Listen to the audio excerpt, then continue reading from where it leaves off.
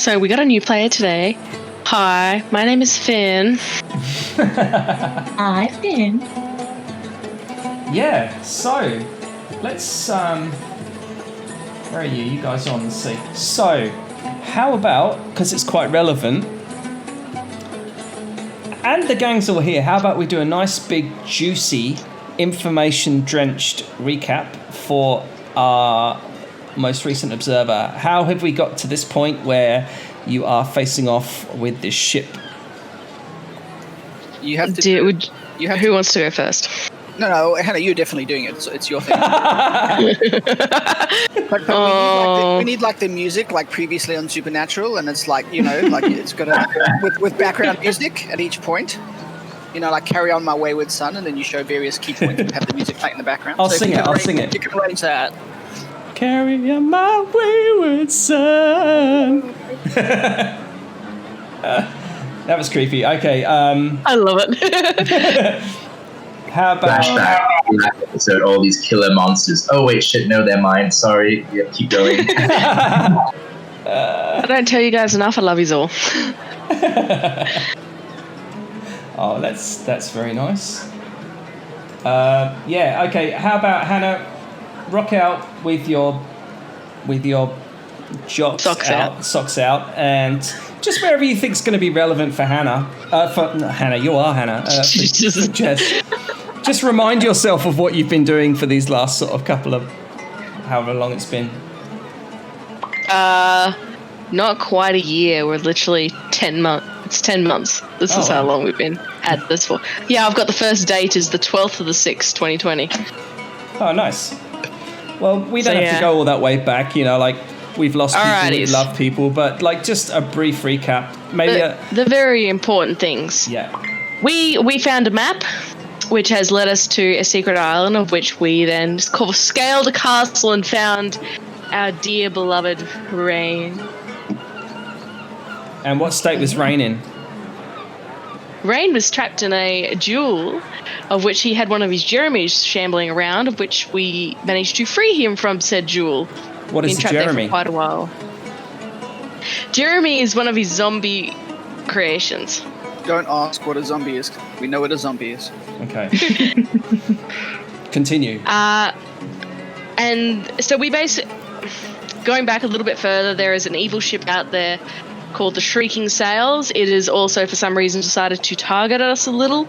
At that point, after meeting Rain, a cannonball went through the tower, bringing it down around us, and we fell into a cavern underground, of which we followed it out and came across a throne with a skeleton on it, with some beautiful armor and emeralds everywhere. It was heaven. We then managed to find a secret door which led us even further underground, all the way to Salt Marsh. Did I get that right? Saltport, sorry. Yeah, so you did have that whole Temple of Shah thing, which maybe we could give a nod to. Actually, we just got to the town. We just got to the underground town. Yeah, my bad. Like ahead of me. Sorry. Yeah, we got to the underground town, of which there was a Temple of Shah. And of course, we got swarmed by basically spirits, went into the temple and into its depths, which then led us through a very winding path to what is going to be our future home of Saltport. We then managed to find this amazing ship you'll see on the screen on your left. Now, the ship's name is, the ship has a guide attached to it, and we call it Guide Silver. And now this is the hard part. The ship is called Kakazureta, which in Japanese means the hidden. Very I good. remember that. You're very good. Basically, we are all pirates. We have set sail. And last time we came across a slave ship, of which we managed to free the slaves. The decision was made we're not keeping them as such, we are rehoming them. Would be a better word. Well, I like it as diplomatic. It's accurate. It's accurate. Rehoming. That's it. Does rehoming mean freeing? Because No. Repurposing. No, we're not repurposing. They're not objects. God. No, we have we have a town, a hidden town, which has got a whole port, which has resources including emeralds, a beautiful herb which is named Samal, which has a whole bunch of properties to it. And the town itself, like, it's an abandoned town, but it's, it's got a blacksmith, it's got a bakery, etc., etc.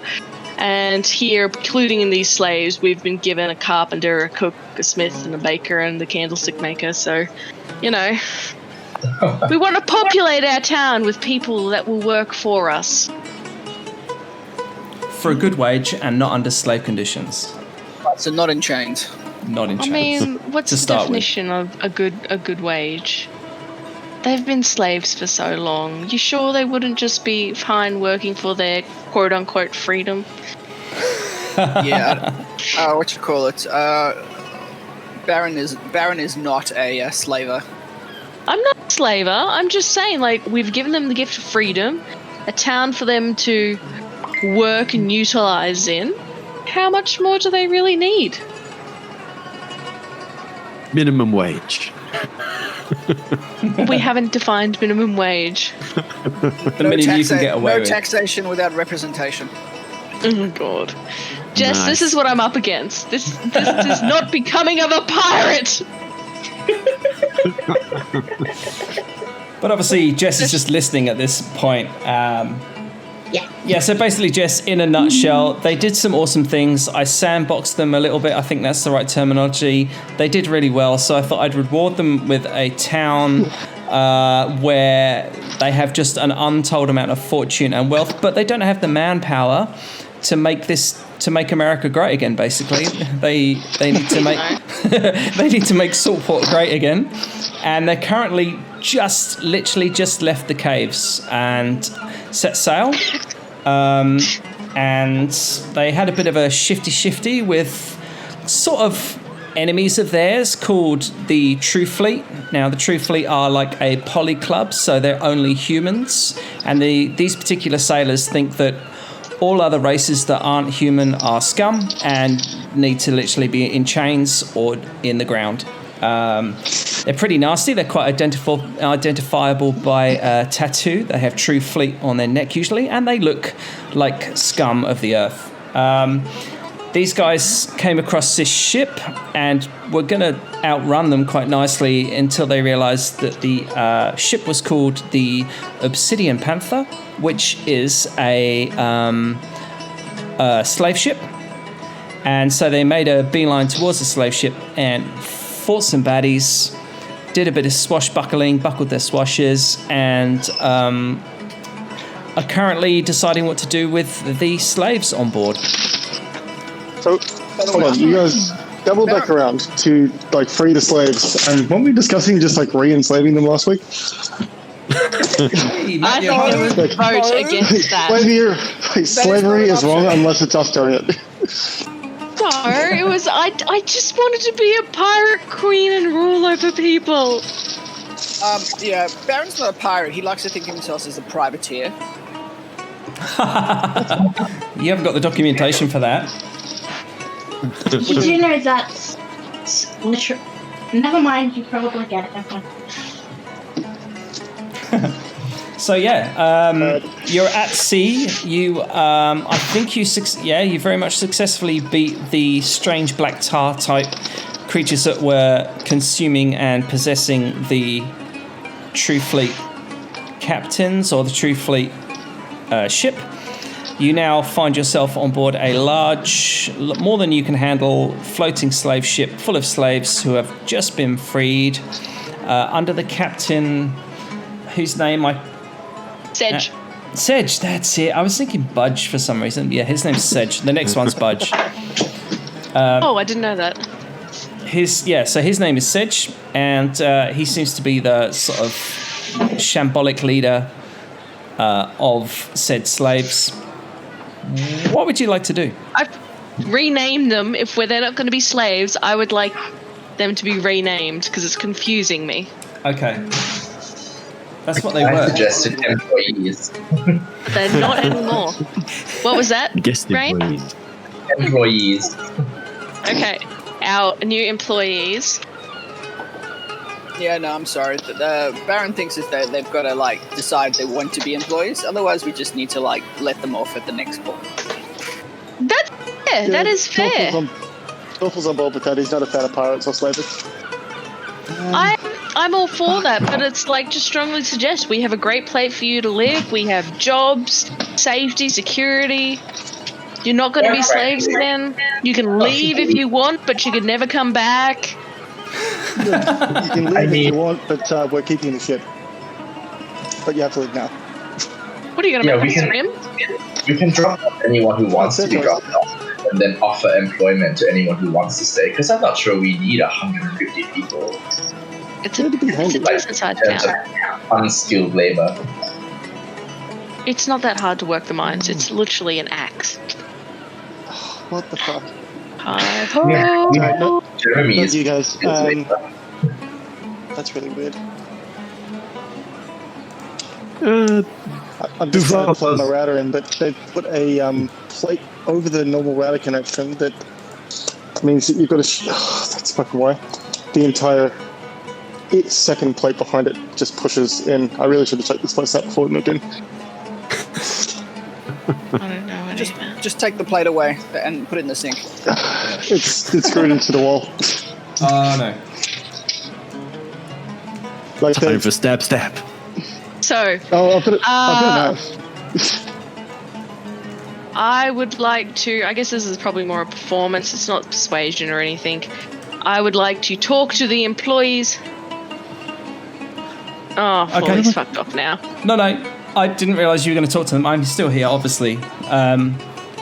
If you need to depart, then we can still discuss final plans. Let me fill up my chalice and I'll be back. Okay. Everyone else, are you okay with us presenting them the option of staying or leaving? And the option is they stay and they have a place to live, they have jobs and freedom. But if they leave, then we will drop them off the nearest port. Yes. I mean, any objections? That's good. The standard of this world for unskilled labor isn't like a copper a day or something, or copper a week, even like something outrageously low, like maybe a silver a week or a day. I like the way you talk. I'm good with this. Something that, like, a huge mine of emeralds can easily sustain, in other words. Absolutely. Duval would like to put a little sweetener in there as well, just given his history. With any of them that want to stay and keep working, he would more than happily teach them how to use a sword and potentially start recreating his previous employ as a blood hunter and see if anyone wants to go and kill some stuff for money. Once they learn how to fight. We probably decided we wanted to keep about 5 to 10 on the ship with us, but no more than that. That's probably a good idea. I think so. A crew, in other words. Yeah.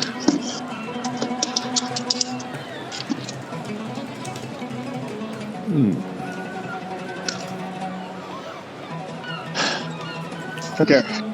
That was annoying. I hope they are some tasty nuts. Are they salty nuts? They're salty cashews, and they were really good. They were like welcomed my tongue. Okay, I'm back. What was the decision? So the decision has been: are people okay with the bard being the voice? Sure. Absolutely. I mean, otherwise Cam can do it because I could just listen to him all day. Duval's got like -1 to charisma. You're doing the talking. No, we're talking about Cam now. Cam and his salty Cam's voice, yeah. Oh, my salty ball voice. What is it, Cam? This is my salty ball voice. Cam, why don't you do it like you had -1 charisma then? Just ham it up. But then I'd just have to do a Sterling and be like, you guys, could you just like, if anyone wants to stay, Sterling doesn't talk like that. Well, when you weren't here. I'd like a cup of sugar and some tea. Okay. Thank you so much, kind old lady. So is this going to be a performance check or a persuasion check? I'm not really trying to persuade him, to be honest. I think Actually, it's all no, linked that's to a the lie, same I am. skill, but I would say it is. Tell me what you want to do, and I'll think. And I'm I'll going tell to you. present him with their offers. And basically, I will. Okay, fine. It is persuasion. It's persuasion or it's insight. So insight to see how they take it, and persuasion is to put up a good pitch. Think Shark Tank right now. Literally? Yeah. Shark Plank. Okay. My dear fellows, those who have been stuck beneath the desks, I have an offer for you. We have a secure port, which is in need of some fine people to work it. You'll get a job, even learn a trade, you'll have a house, and more importantly, you'll have safety, so you never have to be slaves again. You can have all this. Otherwise, we will get to and drop you off at the nearest port, and you'll be on your merry way. This is a one-time offer, though, and you can take it or leave it, but I will say if you do take it, you will never be able to leave. If you leave the safety of our port, you can never return. These are our conditions. Let me know your answers. Okay, make the roll. That was a bit more grim than I thought it would be. It was conditional. Fuck's sake. No, persuasion. You need persuasion. Insight is for you to be able to Tell how they're feeling about Bit it. better.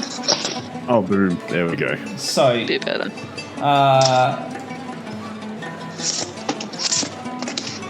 oh my god.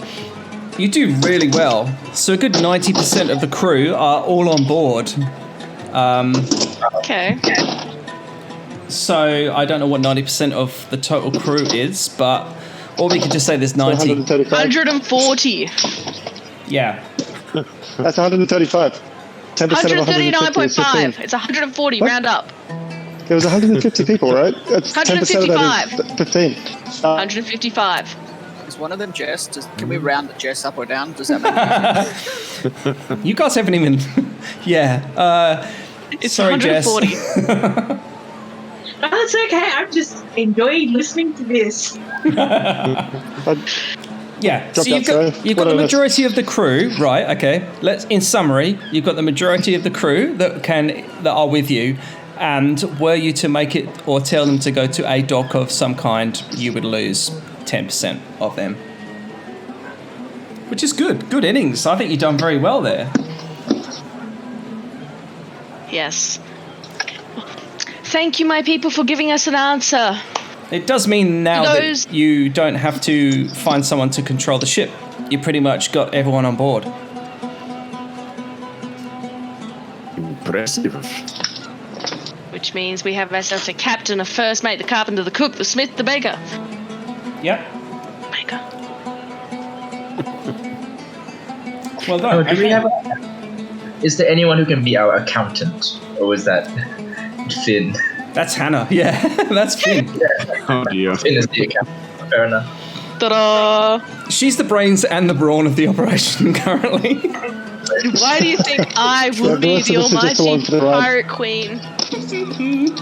Fine with that. Captain I Finn. imagine you saying that like Lisa from The Simpsons when she came out of that river. I don't know that episode. I don't know about pirate crew. Like, I am the lizard queen. And just walks up. Oh, that episode. No. Yeah, that one. Okay, well done. So you have basically acquired yourself a very expensive ship and a crew and additional peoples. Yeah, what would you like to do? And just to blow wind in your sails. You were heading towards dhukan wakharab in search of Captain Escala, who you've overlooked. Don't we already have another ship? Are we like now 2 ships? Are we a fleet? Yeah, you are. Technically, more than one ship is a fleet. Really? It's official. We are a fleet. That seems like a low bar. We want a bigger fleet. Hey, I'm a good DM. What can you say? You know? I feel like that'd be a duo. Well, it's not an armada. It's definitely a fleet. Okay, so at 3 are we on Armada? You're getting close. This is really important to the story. Google, what is It's the important to collective my word rank. for 3 ships? Okay, so congratulations. You have slaves. Now, what do you want to do with them? That's the thing. Are you? What Excuse are you doing? me? Yeah, They are employees, employees. Thank you. not slaves. A bunch of people are offended by that. Employees. Well, I'm open to suggestions on how we get them, I guess. Oh, no. Well, we probably should just head to the next port and then we can leave them sit there, get them to restock, resupply while we go on further and then we can backtrack. Because, yes, as the lovely DM did say, we were headed to... You can just say. Yeah, dhukan wakharab. I can't pronounce it. I got dhukan wakharab to see a Scala, and then we were going on to Kalimport. Why don't we get to and stop at dhukan wakharab or Kalimport and just sort of drop them? Would do a little bit of I work can spell to it. get It's the ship spelled back on? right. Yeah. It's spelled right. Yeah. Can't say it. All right. So that's. Would we that's like a little bit of ship writing to be done once we get to the first port? Any repairs that might needed, like the hole that's in the side of the hull that Finn punched into it? No. It was rain. Oh, it was rain. It was rain. It was a combined effort. Yeah. Both ships still need some work, you'll remember. Both the Kakusareta isn't 100% yet, and despite your best efforts for the week that you spent maintaining it, the Obsidian Panther is pretty good. If you gave it a percentage, you'd say it's like 86% fixed up. It has a few things that could be improved on. Yeah. Rain says, yeah, so It was all just of a little Rain's peep of a hole. evocation Oh, maybe a spells couple of were times. not too damaging on the ship, but Finn's overtly strengthed fists punched a massive hole in the hull. Well, I'm glad Finn has the skill sets required to fix it. I mean, you're not wrong. You broke it, you pay for it. It's true. Okay, so Yeah, we should. Just make an We'll effigy of continue on yourself for the to- figurehead. So, in the interests of getting you off of this particular map and heading forwards, you're thinking of pressing forwards? Wakharab. You're heading to dhukan wakharab. Dhukan wakharab. Yes. We're getting close to Duval's homeland. Indeed. Duval is coming. Was Duval from Kalimport or was he from Am? From Kalimport. Oh wow! So you're getting very close. You're almost heading home now. Oh, that's it. That's It was Klaus who was from the faraway lands. Yes. You share that information, Duval, that you are from Kalimport. Oh yes. He's definitely letting everyone know that it's his home. It's his place of origin. Have you? And then Rain will ask you, have you been to dhukan wakharab, the city of smoke? Oh my god. I've passed on my merchant travels, but mainly stuck to Kalimport. I was an urchin there, and it wasn't until later in life that my travels took me far, but I did not spend much time in dhukan wakharab. Well, I've never been, so you're still ahead of me here. Do you know anything of a place called the Necropolis? This is in dhukan wakharab. I believe so. Cam, I will get you to roll me history or religion or both, whichever is highest. Ooh. Religion's looking pretty good. One with advantage. How about that? I'll go with okay. I'm proficient in religion, so I'll go with that. I think I'm already going to have to break the lease on this thing. I just tried to open the back door, and it's one of those back doors that like both of them open. Yeah, gate. Like the actual back door of the apartment opens up onto the balcony, but you know how there's like a clasp on one side that locks and it clips into the other one? Mm. Yep. Yeah, the bit that it clips into literally just pulled off in my hand. Safety first. At least So you're doing your inspection report now, or? I really shouldn't have taken my mate at his word about this place. It's a fixer-upper. Yeah. It needs a fucking couple of litres of petrol and a ladder. Oh, now I'm just making space so I can actually move around to get things set up. Sorry, didn't mean to cut you off. I just found that particularly surprising. All right, religion check came in at a 10. Nothing too sensational. Was that with advantage? No, it wasn't. Yeah, because you are from these lands, so and it's like not too far. It's like 40. That's a bit better. What do they do? Miles. They do miles. So that's 40 miles away. 2 miles. Okay, that's not so bad. So he knows a little bit about that little part of the town. Things change a lot. It's a merchant town. A lot of things shift and change. Yeah. But that's a 16. That's a 16 on the second roll. Okay, so that's pretty fair. So what you would know about dhukan wakharab is it's a port. It's very much depended upon by the rest of Kalimshan. Second, obviously, to Kalimport itself. It's a melting pot of all races and religions and creeds, etc., etc. But obviously, again, primarily humans. What you would know historically is that whilst the rest of Kalimport reveres genies and jinns and ganassi and those kind of that ilk as unfavorable. This particular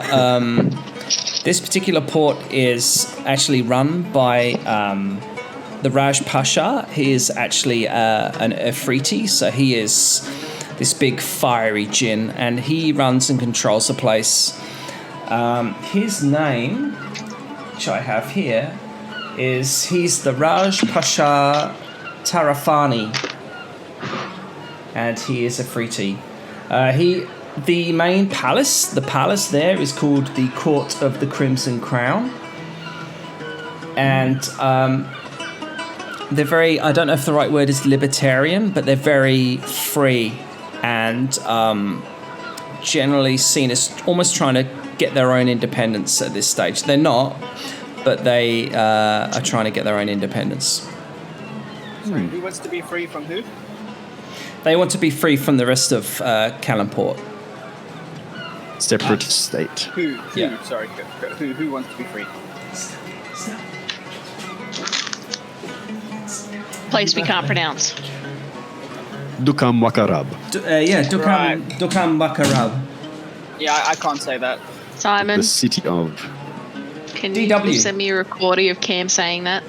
No, just have It'll be every your next character always ringtone or mispronounces something. it just every character mispronounces it except for Deval every time they try. That's it. That's so true. It's just canon now. You call it the city of smoke. And it's very much a trade town. Obviously, Duval, it's almost second nature to you that everyone is a merchant. Even if they're an assassin, they're still a merchant. Oh, yeah. So this is what summarizes Kalimport when you come to mention to other people. As you... And a place where everything's for sale all the time. Exactly. For the right price, everything's for sale. As you begin to approach the city, you see something like this. Hang on, are you there? Can you see it? Oh yeah, it's coming up. Oh, it's nice. Snip it good. Do. So, the port of Dhukan Wakharab shines and glimmers like golden beetles' carapaces in the setting sun. Domed roofs line the shoreline. The sound of trade and barter carries over the warm waters along with enticing smells of spices and flavoured tobacco smoke. Buried under the sand is an enormous fallen sandstone statue. The helmed head looks towards the ground as though it were a fallen warrior face down in the dirt. Curling out over the port is the blade of the fallen warrior, its hilt buried deep in the shifting sands. You notice the sword is shining metal, glinting like gold, glinting like a golden river in the setting sun. On the tip of the blade is a lavish-looking palace, lush with greenery and surrounded in a faint orange glowing energy. From the tallest tower burns a large open flame, which you presume acts as a lighthouse. So, just to recap that, there's a great big fallen statue, almost entirely consumed by sand, and this thing is huge, like enormous. It's so big that all you can really see is probably just the shoulders and the arm of this fallen statue, but people have chosen to build a town on it and around it and incorporate it into their kind of area. So the sword, which is made entirely of metal, reaches out over the ocean as you come into port, and obviously it's prime real estate, as it were. So the palace sits above the water on the tip of this sword, almost like a really lavish way of saying, like, I am the sword, I am the protector of this land. It's like nothing any of you have ever seen. Like, if these guys are going to do flamboyance, they do it at like 200%. Like I say, there's a golden sun setting. You've managed to escort the ship, the Obsidian Panther, into dock, and it's a very nice looking place. Are you all guys all getting the photo? Oh yeah, Yes, looks it's beautiful. So that gives you sorry. I think Duval would be standing at the very bow of the ship and have a smile on his face for the first time in a couple of days since he kind of came from where he came. Back from the dead. The Shadowfell.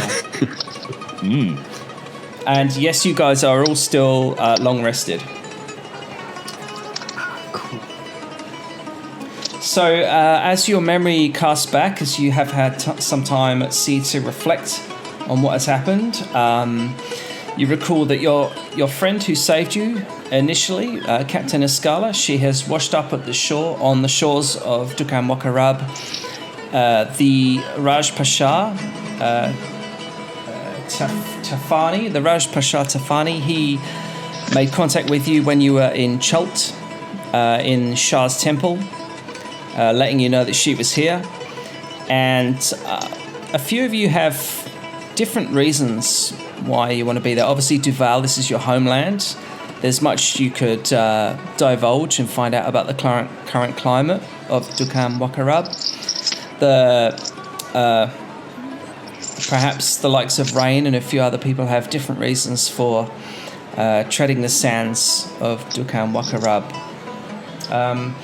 Is there anything particularly... Yeah, you could have a girl in every port if you want to. Actually, you could do. Roll me a roll me a charisma. I'm going to see with my whether you have one here or not. Okay, just a straight charisma. Yeah. Sadly, not in this port. But okay, can I roll for a guy in this port? Yep. Oh, you've got two potential lovers here. Oh, two potential male lovers. Got it. Yeah. Who are devoted to me. That's it. So I'm gonna have to keep a separate ledger for this. That's another spreadsheet entirely. Spreadsheet. Oh dear. So what are their names, ages, and races? What's that? I was saying, Finn, what are their names, ages, and races? Yeah, good point. Oh, I don't remember things like this. Red How are you going to shirt- find them again? Red shirt number 1 and red shirt number 2. Okay, It's so the only way around in the hopes of finding her again. this little picture gives you like a moment to consider what you might want to do or talk about in character, what you might want to do when you come into Dhukan Wakharab. But if you're happy to progress, then just let me know. I just thought I'd give What, you a what, minute. what are we doing here? Are we here to? Are we here? We're to here for rescue your the friend. captain? You are here for your friend Escala. So let's go find her. I also need something from the necropolis. I've never been to this city, and I've certainly never been to its necropolis, but nonetheless, it is quite important that I make it there at some point. I But thought you wanted to go to Kalampur. it depends. Where is this necropolis? The out of character, because I can't be bothered to private speak you, is basically the necropolis is here. Yeah, the Oh, necropolis okay, yeah. is in Dhukan Wakharab. That's what I thought. And again, I could private chat you, but I'm not going to. You know that the necropolis that you have an interest in is in a place called the Sea of Shards. The seat of shards. The sea, as in undulating Ah, of shards, and but you don't know how to get there. Obviously. If Duval's heard that, he kind of ran on the shoulder and said, all places like this have an undercity. We can ask some questions about some arcane knowledge. oh yes, I'm quite used to having to use those sorts of suppliers of information and other things. 100%. Well, from back in the day. As you weigh anchor, this is pretty much the layout. I just like to give you maps regardless of whether there's going to be a battle or not. It just helps me think about things. We can all visualize it. So this is pretty much the port of Dhukan Wakharab as you come in. What it is the coastline is like dotted with small marinas. There's not really any one specific port, but this is definitely the biggest one that you come to. This ship here, if you can see where I'm pinging, this can be your slave ship if you wish, and you guys are on the Kakusarata here. All right. What would you like to do? As we pull up, I just remind everyone to watch their coin purses in this neighborhood. Alright, so Open shirt, dump coin purse down. We're good. Dolphin grabs his metal balls. That won't help. the Baron gets like a coin purse and like puts a whole bunch of like pebbles in it and has it openly on one side.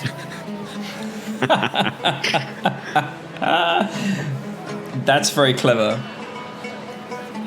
Yes, I would have to say that Duval, whether you share it or not with the rest of the group, you know that because coin is the language as well as the currency here, there is, many a cut purse around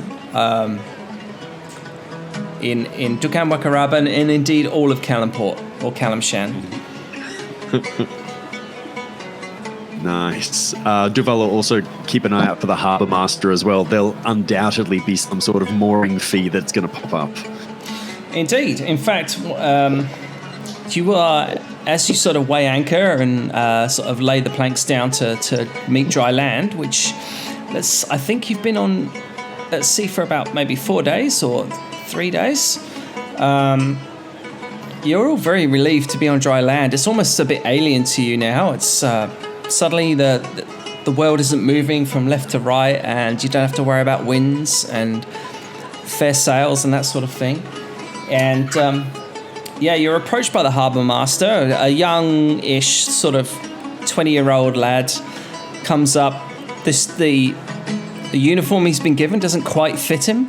You can tell it's something that they will have said that he's going to grow into, or he's recently new at the role. And he goes, "Sir, is this your ship?"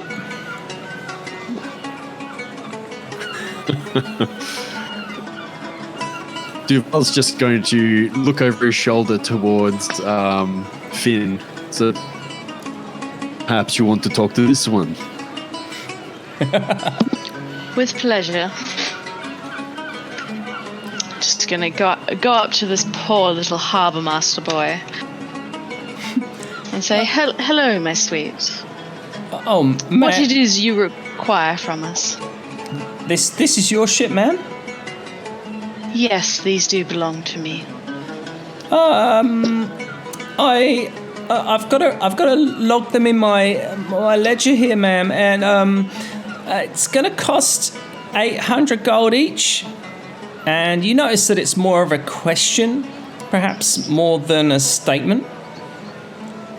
I can sense by his quivering voice that, oh, dear sweetie, I don't think it is quite that high, do you? Roll a... We are, of course, friends of the Raj here, and here to see him. I doubt he would make us pay. You know the Raj? We do, and we are on our way to see him. Do you need me to introduce you or tell you his name?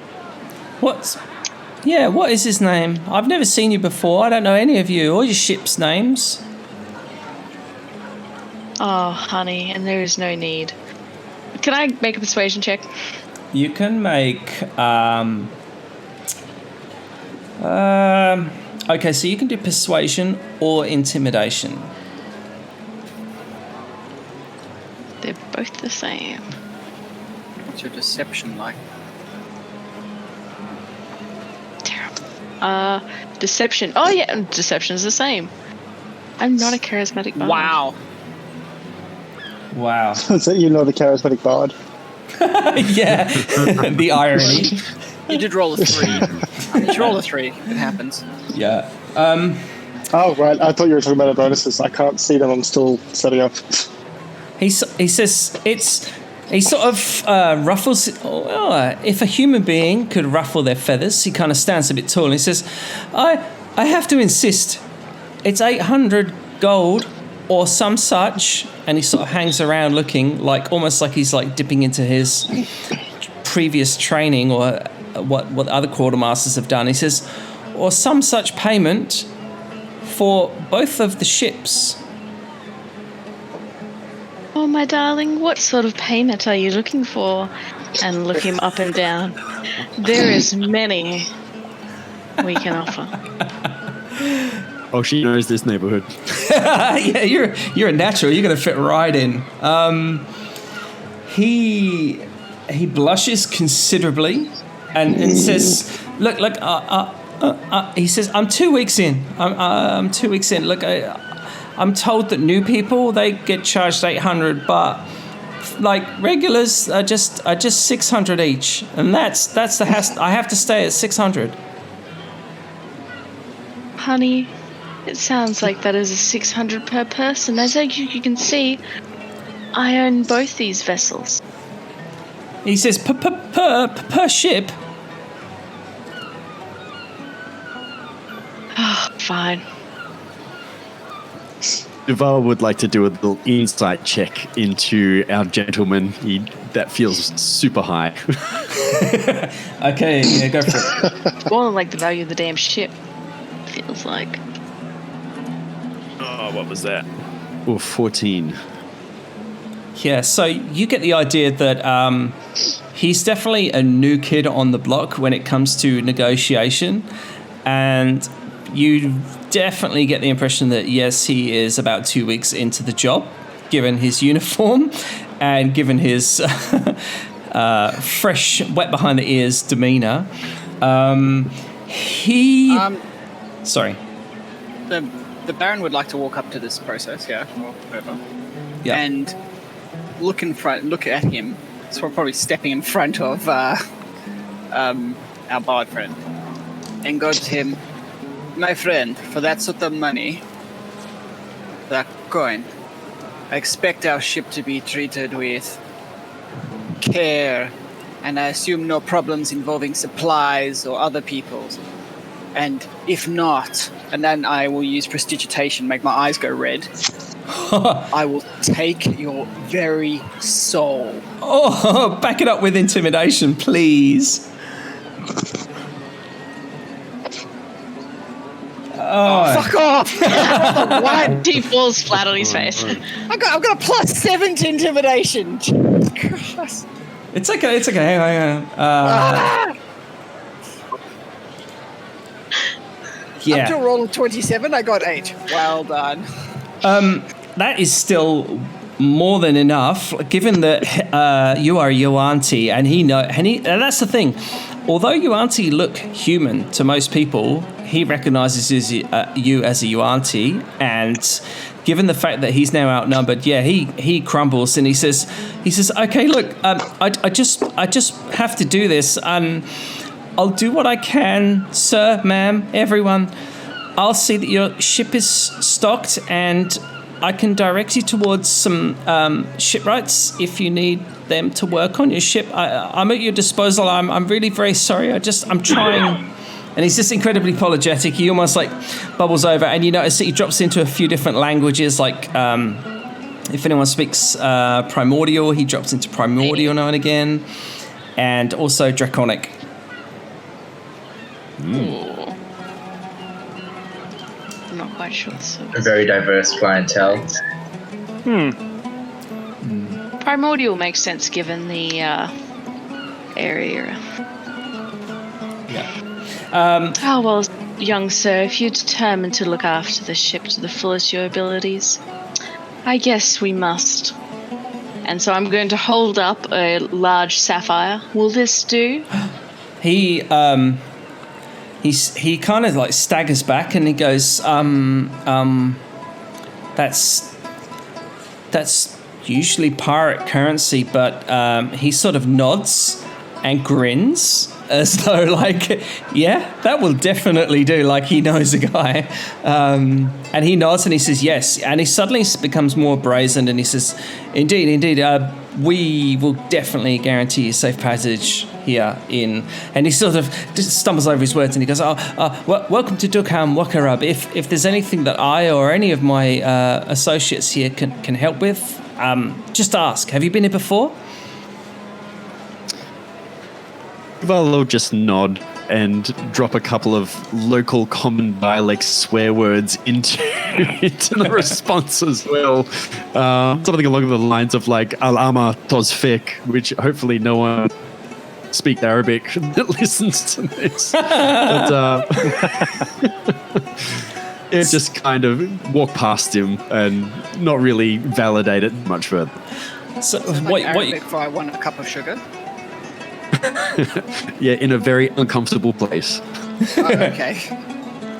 So what Duval, what springs to mind for you is the fact that what they do here is they will, you know how like in our culture, generally people will speak like English, but then if they're going to go, oh, je ne sais quoi, or something like that, you know, like they drop into French.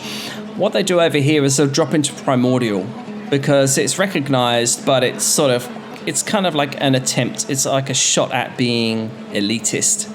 And that's why he kind of dropped into Primordial as well as obviously Draconic, which is magic speak.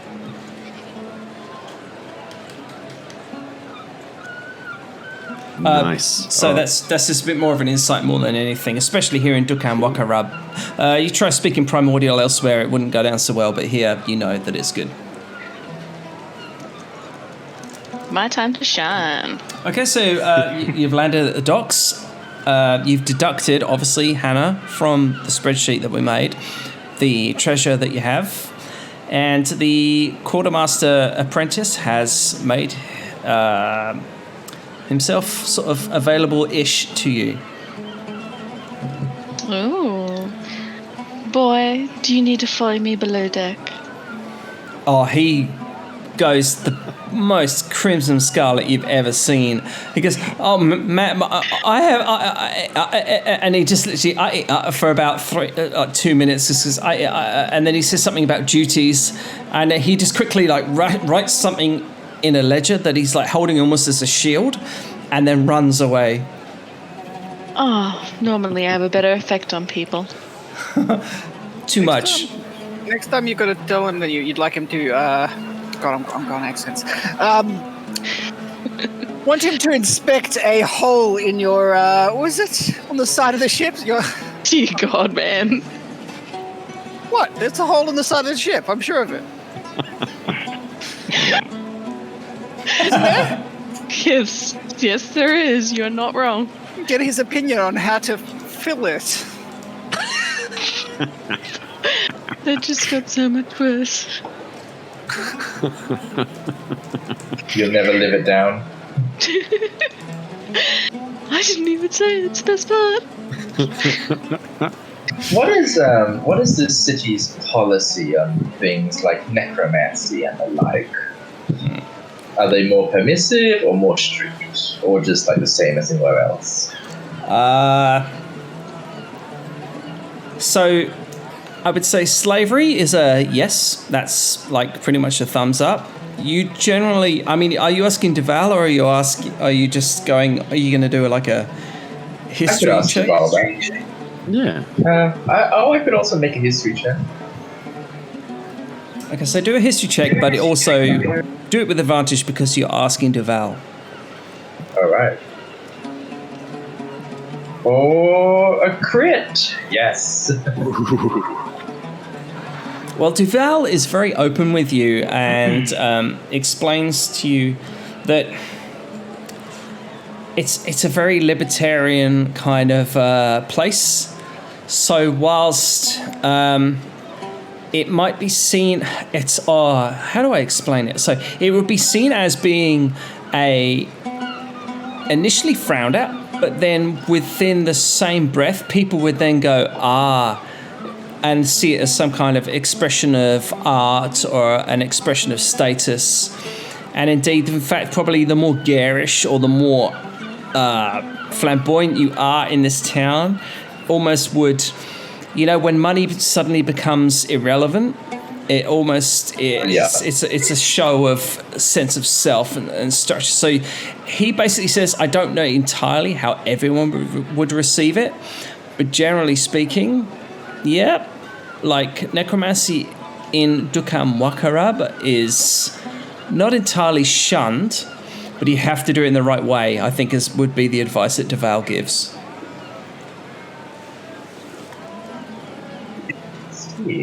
So it would be things like you can't just summon one in the street to kill your enemy, but you could parade two zombies on chains through the town as if they were tigers, and everyone would be like, oh wow, oh he's so expressive. Do you know what I mean? Undead Pelican. Exactly. So that's what he explains. Coats and tails and get them to hold your bags and stuff.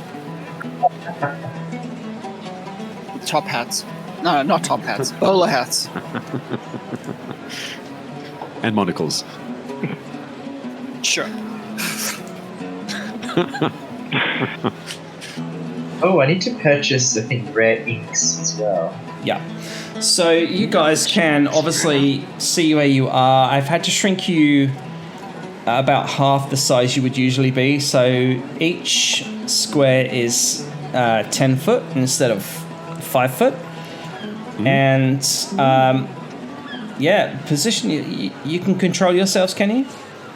Like, that sounds like I'm asking someone who's incontinent. Yeah, cool. Not very well, but I'm having difficulty. What the hell? Is anyone else having I difficulty? have that problem a lot. Oh, good. Everyone, I'm still trying to get back into Firefox. 1 minute. Are you having a bit of a nightmare there, Matt? Mate, I had to set up the router and then get the internet working, and then I turned on my laptop, and because I'm in a different spot, it needed me to log into everything again for security purposes. Oh no! And now it's maybe do a full reset. Well, we can have you hanging with the crew and just say I want to hang close, or I want to hang back, or if there's something you want to interject with while you're. I know what it's like when you move, man. It's a nightmare. Just. I'm going to go up the front. Just for fun, so I have no idea what's going on. So you come in next to Rain there. I will be in. It seems like everything's finally getting its shit together. What else do I need? Roll 20. Come on, don't ask me for logins for this one. I've been trying to use my character sheet from my phone, but that is not user-friendly. I just haven't contributed. Shift or... How do we move the character freely? Is it Alt? Alt. Oh, hold down Alt, yeah. Cheers. All right. Can Finn remember where Escala is being held or is recovering at the moment? Yeah, so if you need to cast your memory back,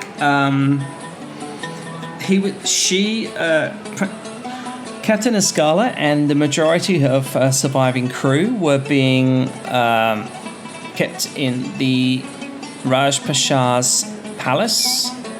Whoa. Well, he's the one who sent the message. Yeah. Why would the Raj have a crew member? Why would the Raj care? Exactly. It's really high up. This isn't good. All right. I'm just going to turn to everyone and be like, does anyone have invisibility? That's a negative for me. Why do we need it? Because we need 1 minute. I don't feel like trying Damn it, to not sneak smarting up into for it. this shit. I don't think we're up to like sneaking into the Raj's palace. Might as well just go through the front door and see what we can ask, you know. Well, I can use not passport all of us. Not all of us. fuck. No, wrong campaign. Just one. A bit of reconnaissance is never a bad thing. Nothing is ever what it seems here.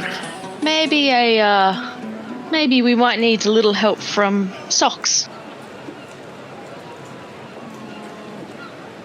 Actually, I do have invisibility.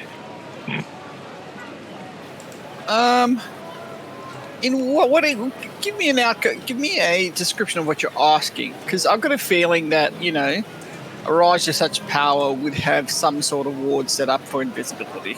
I can't imagine otherwise Need someone to hang back slightly so that if a situation may arise where we are detained unexpectedly, we have options. Dorful's curious about seeing where this goes and touches Finn casts invisibility. It only lasts like 10 minutes, dude. No one will save it. That's 1 hour. That's 1 hour. Oh, really? So you want Socks to be invisible and hang back? Is that what you're saying? Or is Dorful invisible? Because I can pull Socks in and out of a mystical dimension whenever I want. Oh, Also- actually no, I could just give Finn my homunculus and then it's a touch spell so I can just cast it later.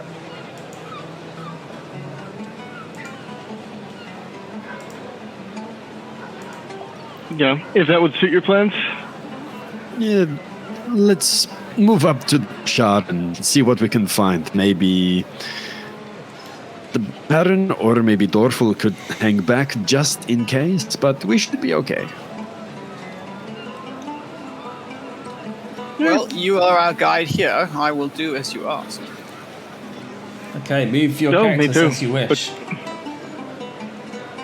But I do have that homunculus. I can cast those touch spells at range, and invisibility is a touch spell, so I don't need to be the one at the back. All right. If anybody else would like to be the last line of defense. So as you watch the quartermaster's apprentice kind of walk off awkwardly into the distance, just everyone make me a perception check real quick. Cool. That one. Dun, dun, dun, dun, dun. Ooh. Not bad. Nice. Okay. So you guys are sort of confronted with the main market, as it were. And this is where I get to mention the oud player. So now you get to hear over the docks and the ocean, you get to hear the oud player playing the oud. In one particular corner, let's say it's sort of over in this area, there's a few scant-clad women wearing sort of veils in the most appropriate or inappropriate places, kind of dancing, as well as a very good-looking gentleman as well. He's there and he's kind of dancing. Obviously, they're all very sort of coffee-coloured in their skin, and those of you who are human who might stand out, but generally speaking, most people aren't looking because you guys kind of just mold in. If anything, I'd say Dwarfle's getting the most looks because there isn't many Warforged here. The place is a bustle, so I haven't done a whole bunch of people, but there are a few people that sort of stand out. Duval's made his way up, I see, to what appears to be a beggar sitting cross-legged on the street. He's toothless, apart from maybe one tooth in his skull, and he's just rocking, and his whole demeanor is that of madness. And every now and again he goes to raise his finger and suddenly gets impassionated and he's like, oh, and then it's like he forgets what he was going to say, and he says, oh, the gods, and then he sort of looks down and starts rocking again. What would you like to do at this stage? Duval's going to flip him a silver. Backstory would definitely have him sharing a little bit of wealth with this old fella, and give him a nice little greeting, a nice assalam alaikum. Mashallah kum. He kind of, although he remains seated, which you get the impression, oh God, well, you would know as well that it's almost like a beggar's training, that you would never stand up to to meet the eyes of someone of your greatest, as it were. So he sort of bows even lower, and his head's like a few inches from the ground, and he puts his hands out, and as he receives the coin, he says, "Ah," and he sort of feels it, and without even looking at it, what coin are you giving him? Are you giving him a Velen coin? Are you giving him a Kalimport coin that you found, or what are you crossing his palm with? Velen. It's just a standard silver, so I'd say Velen. Okay. If you're able to see, which I'd say that you are, you see that he grins. He says, he says, foreigners to the land. He says, welcome. He said, I heard all the fuss of your both ships coming into port at the same time. He says the quartermasters have never been so busy. And he kind of laughs and he says, I hope this brings favor to all the poorer folk here of Dhuka, wakharab. And he says, is there anything you need to know? Perhaps there are supplies that I can tell you of that maybe the quartermaster might not be able to help you with. This is good, old friend. I appreciate the help. I would ask you of a place for weaponry, but also a place that my friend is looking for. I'll mention the name that Rain was searching for, just to see if I can start getting a bead on that direction as well.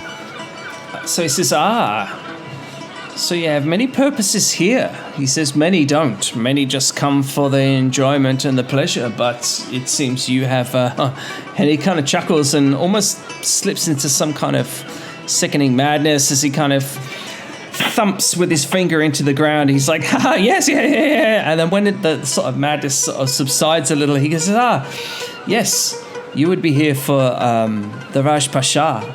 And he says... the city holds many secrets, and whilst you did provide me with coin, I feel that another 2 weeks in prison or in jail wouldn't warrant my revealing all of the secrets of this wonderful town. Indeed, you and your friends, and although he seems to be blind, like once he sort of looks up, you see that his eyes are like milky white. He kind of looks up and he's got like one tooth. He looks over and he says, whilst your friends are in search of other things. There are still many pleasures to be had here, and I think you're in the right place, and it's weapons you wanted. And he sort of looks around, he says, there's a tiefling, and he sort of sniffs and raises he's like snarls a little bit. He says, there's a tiefling. He says, her name is Trixis. You can't miss her. He says she has the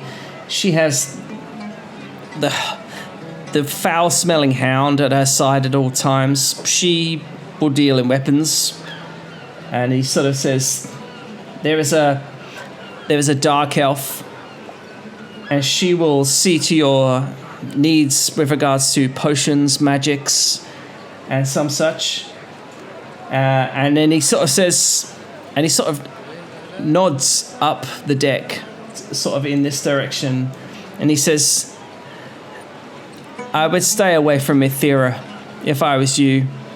Religion doesn't become everyone, and you would be there for hours listening to her sermons. And he sort of kind of nods wisely and again drifts into some sort of madness.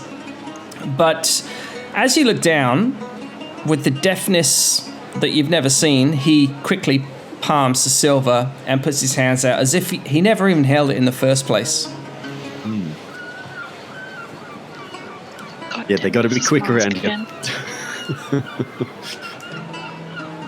It's his mask. Never know. He seems a little bit nutty. What would you like to do? Duval's going to keep moving on. I'll have to talk to the magic supplier at some point if we get a chance. But by all means, we have to go rescue your former crew member. Okay, so if you guys zoom out on the map to, let's say, maybe 73%, then I can ping the people of interest. So, Slave Beggar is here. Zealot Preacher is on her soapbox here.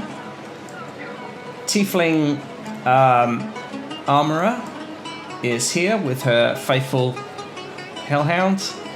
And in the shadows, in the shade, now bear in mind, this is the worst place a drow could end up. Like, it's so sunny, it's so hot, it's sandy, it's like punishing heat, and well and truly, almost in a tent, is the third and final person, the magic salesperson down here. And what would you like to do? In a town like this, would we be more inclined to find magical weaponry at the weapon sales areas or the magic cellar? I'm going to just ask Deval. You can ask Deval, but generally speaking, it would depend on the day. It would depend on the shipment. It would depend on the wealth of the town. This is a wealthy town. Some people might have things that they even display that they don't ever sell, just to bring customers in, you know? So until you get there, you wouldn't really know. Yeah, fair enough. Well, I might follow Deval down to the weapon smiths or weapon merchants then.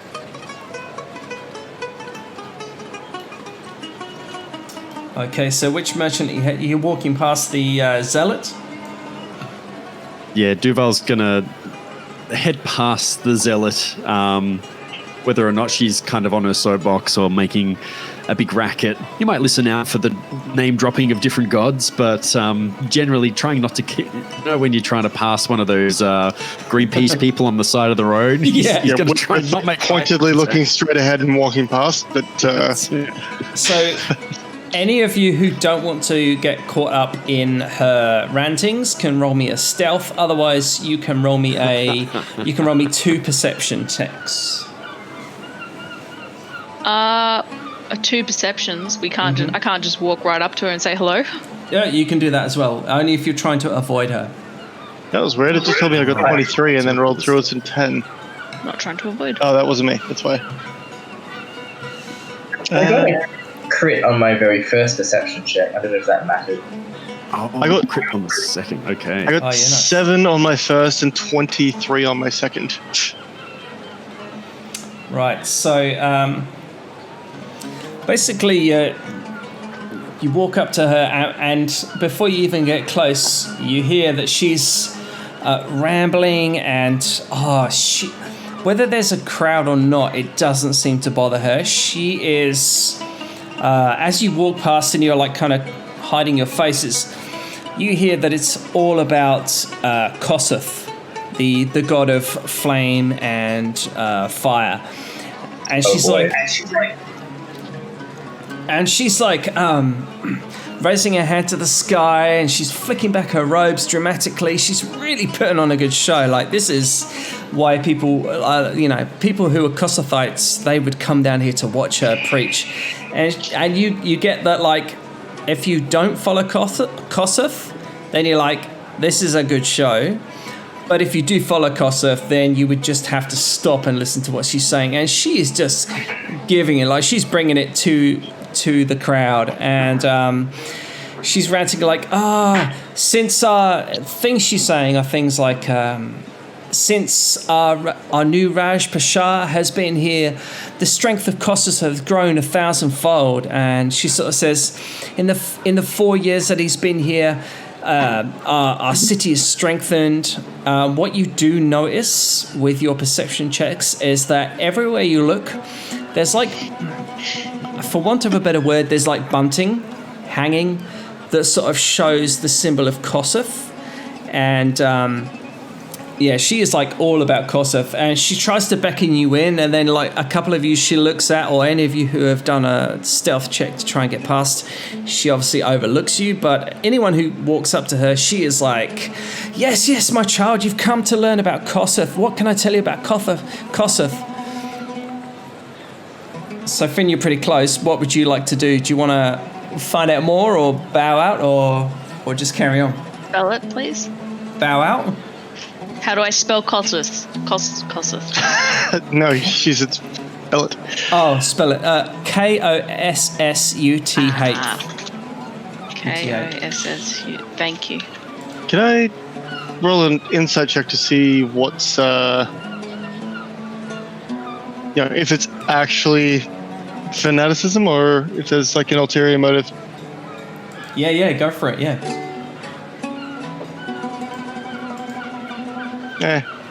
Elemental primordial. Brother. Very distant brother. 14. And what were you looking for, sorry? Seeing if she was seeming legitimate in her fervency, or if it seemed like it was put on and she had an ulterior motive. Oh yes, 100%. Yeah, she is like... She just batshit. No, she is into it. Like, you get the impression that she would, if she wakes up and literally sleeps on a Kossuth pillow, has a Kossuth like doona cover, and would make Kossuth tea for her family, and is just all about it to a point where she's... big Kossuth poster on the like roof of her bedroom, so she can look up like a teenage girl at David Bowie or whatever they look at. Yeah, exactly that. Exactly that. She's well into him, and judging by the crowd, Dorfel, what you notice is that this... it's not like there's two people and like you could like throw stones and go, oh, Kossuth's a dick. You get the impression that like most people are into what she is like preaching. And given the bunting and obviously the Duval has told you of the ruler, this is a place of some considerable sort of interest for anyone that might be a Kossuthite. You can roll me a religion if you want to refresh your memory as to what Kossuth, what his insight is, or what his doctrine dirty is. 20. It's a dirty 20? Oh, yep. Yeah. So he's the god of fire, purification by flame. So lots of people will interpret it in many different ways, and that's why he has such a follower. So you'll find people that have an evil alignment will follow Kossuth, and they will like burn and kill and maim and destroy and like villages, people, and they just destroy everything with fire. But then you get neutral people who are like fire is this balance of good and evil. It can cook you a meal, but then it can also like burn your village down. And then you get good people who are like, without fire we wouldn't have light, and if there isn't light, then there is only darkness in the world. So you get this. It's one of the biggest. Second to the Trinity, which I won't go into, but second to the Trinity, Kossuth is one of the biggest deities in Toril, in Faerun, because of his versatility. Sounds like the Lord of Light. Yeah. No, that's Lavanda. It's all elemental flame, the Lord of elemental flame. Yeah, so purification by fire. Sorry, I meant Lord of Light from oh my god! Thank you. Fuck me. I can't believe I forgot that one. Dorfel, I'll quickly get you to. Make it stealth. Rain, don't you wear armor of Kossuth? I know. That's what I'm thinking. Like, do I approach her, or is it a good idea to like slip my robe over my armor? I'm still thinking about it. That's up to you. I will hide my robe. I will hide my armor for the moment, as best I can. And then approach her, and if I can get a moment to ask her, I say, does Kossuth have any... Did he have any historical empires or kings that worshipped him in the area or across the sea? And so I will summarize the conversation that you have with her. Basically what you glean from her is that, to her knowledge, Kossuth really only stands true and strong in Kalamport and Kalamsham, especially here in Dhukan Wakharab. She acknowledges any questions you have or statements you have with regards to Kossuth being worshipped in other countries, but get the impression her fanaticism has really only like a very fine scope when it comes to you know what I mean? Like she would always try and talk you back. Like if you're talking about Kossuth in Chult or elsewhere, she'll go, yes, but Kossuth here is... So you get the impression that she's like a bit of a one-trick show horse, as it were. So she does know her stuff. She's definitely dedicated, but she's only really drunk the Kool-Aid from this particular town. And she does explain that obviously... What you can do is when you see her robes and the insignias and brands and emblems she has on her, you can totally tell that they relate and pertain to the armor that you're wearing. Like your armor, as you wear it, is like whites and golds and orange, blacks, all the sort of colors involved with fire. And that's exactly what she wears. But her knowledge of Kossuth outside of what she knows is very limited. Do we... because Warforged, like, you know, internalize the armor into their actual bodies. If I was to wear something like that, would it be showing up on the, you know, plates? Yeah, 100%. You would literally absorb the armor, so any colors or anything would... as you chose, be absorbed into your persona. That could be fun for infiltration. Oh, if there was a temple around, yeah, or you wanted to pass yourself off as someone else, you definitely get a lot of pluses. Rain, I might need to borrow that armor later. Okay. We did come here for a reason, so are we going to go to the Raja's Shah's palace and see if we can get Scala released? One last thing before we go is I want to gauge what does she reckon Kossuth's opinion of Shah is? What is the relationship between the two religions and or cults? So she imagines she's worked up into this massive like fervor, and you get the impression she delivers the same sermon week in, week out, and each day she has a certain part of the doctrine that she recites, and then suddenly she just stops, and people stop. Let's just say even the bard in the background just stops momentarily at the mention of Shah, and she clenches a fist and she steps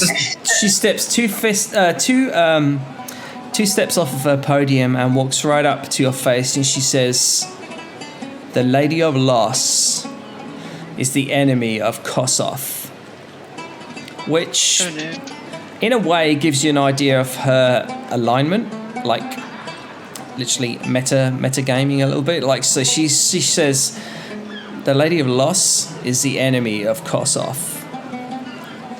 No one is lost to the flame," she says. "Everyone is reborn." You can set anybody on fire. Is that right? Yeah, because she believes that anyone can be reborn. You can turn anybody into medium rare. They're just reborn as something else. I believe it's called reincarnation. So I see that Duval and Finn have moved.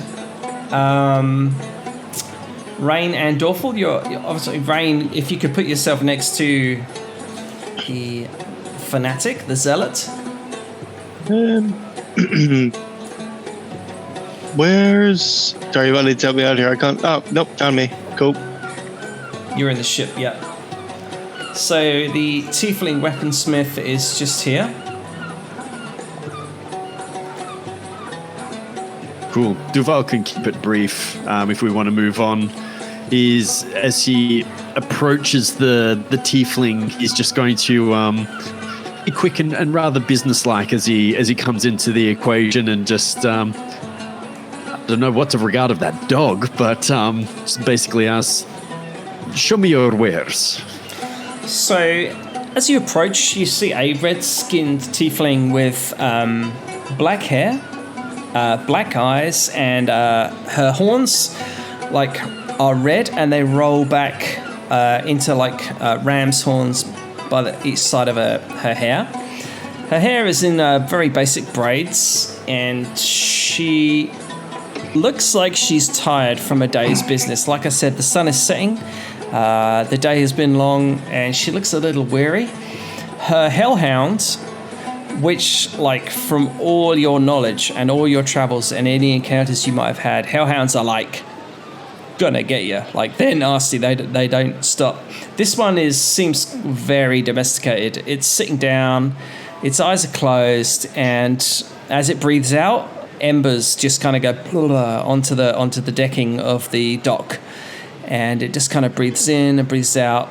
And she, as you approach, she stands up from rubbing behind its ears and sort of somewhat wearily kind of motions herself, or it motivates herself into trying to make another sale. She says, sirs, sir, my lords, my ladies. She says, any title that takes your fancy. I am here and I have the finest wares in all of Dhukan Wakharab. What takes your fancy? Duval, cutting to the point, just looks over her shoulder and said, "Pole arms. I'm looking for some reach, if you get my understanding." And she sort of looks you up and down, and she says, Sir, pole arms are large. And she sort of looks and she gestures to 1,001 looking different kinds of scimitars or curved blades. And she says, "But don't worry." She says, "I have something for everyone." And there's a bag hanging pinned to the corner of her stall as she sort of pulls it back, and she rummages around and she says, "A halberd, a pike." She says, what is it you need?" "Either would do the job just fine. Give me your best price." She says, "Roll me a persuasion." Oh no. Oh no. Do I start putting a limit on you people? Give you a little allowance. Maybe you should take the Baron shopping. Yeah, with a little bit of guidance, this could go a lot better. Yeah, but the Baron has charisma coming out of his scales. So she says, "Well, to a foreigner, and she sort of folds her arms a little bit, and you get the impression that she is not into the transaction. She says, foreigners, she says, I have this silver halberd.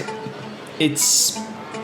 And she sort of looks like she's making up a price. She says, 600 gold, she says. And bites into an orange, like starts peeling an orange very uninterestedly. Oh, God.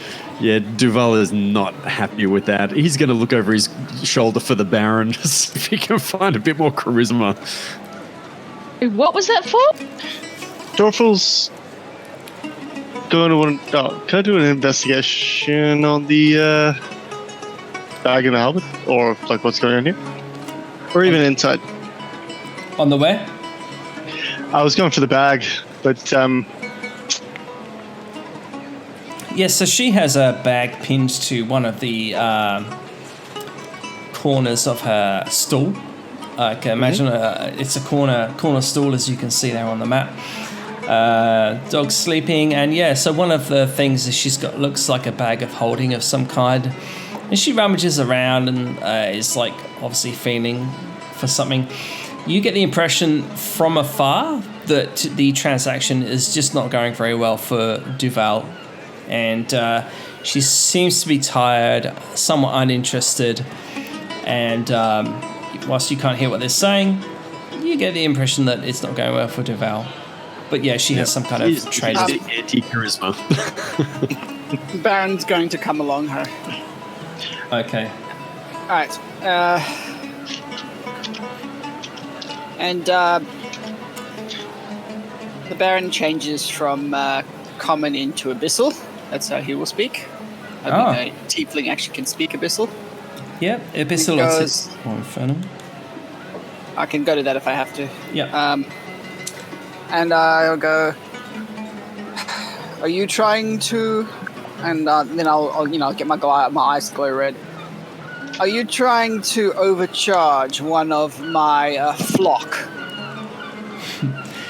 It's like suddenly she is actually there in the room. You definitely get her attention. Roll me a. You're kind of wooing her. What would that be? That would be persuasion with advantage. Sure.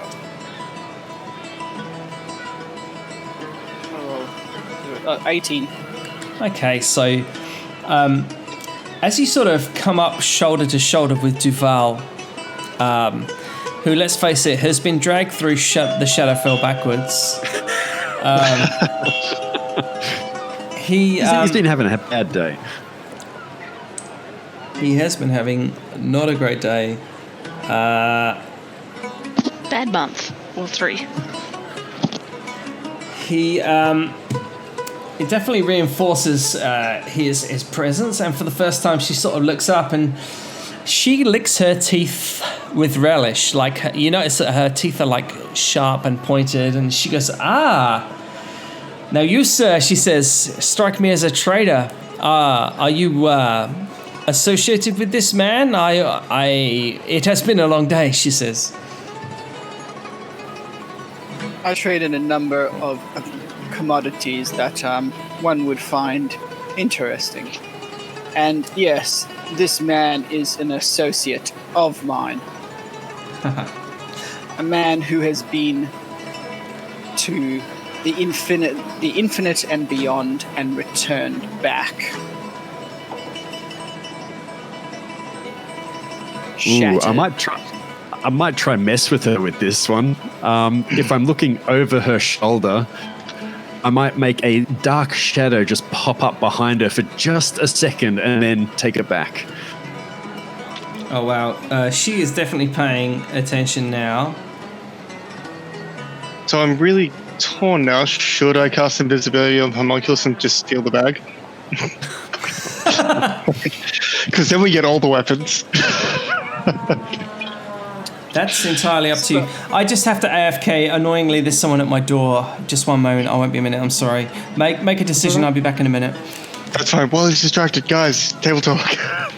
I don't know if I want to start stealing stuff in the front of the, The consequences of fucking up are pretty big.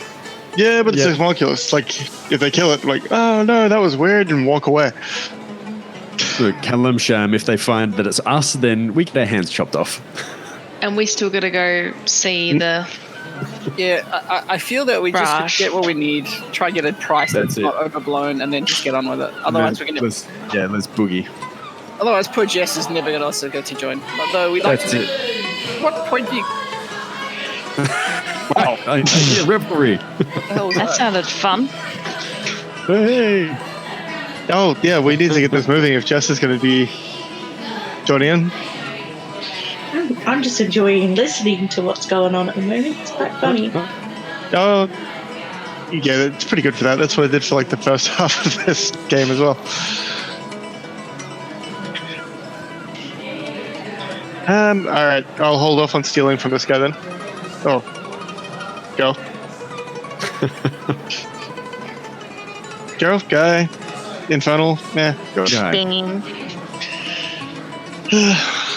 Winged thing with horns. Saying they're very horny.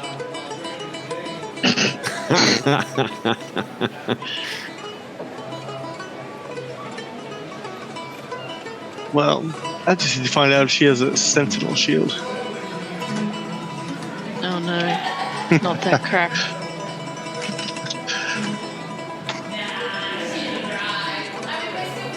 I'm reading a work email. Apparently, we all have to work from home on Tuesday. Oh, Jesus. Yeah, I'm guessing that's going to be my situation too. Oh. God damn it, Wayne, you make me pick up my phone. I hate picking up my phone. Like, pretty good assumption you're going to be working from home.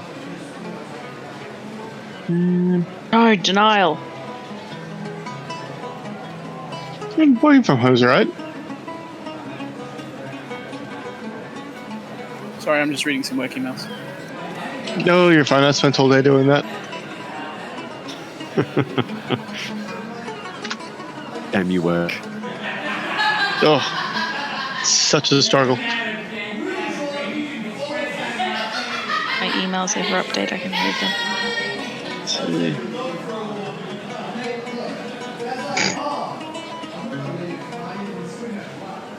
Why did I not find?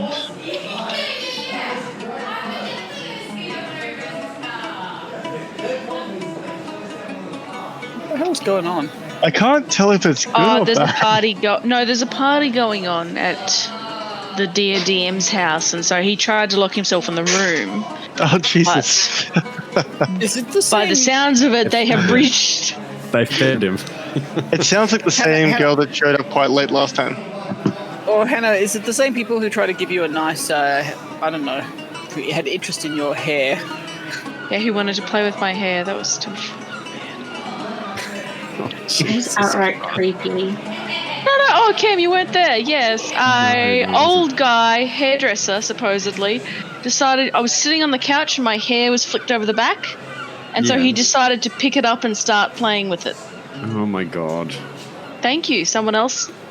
Yeah. No, you're right. Weird. And he didn't. He did it a second time after I said stop. Jesus. Like, hey, it's my hair. Sorry. No. The worst part is Wayne had to reinforce the point for him to stop doing it. You say that like it was a bad thing.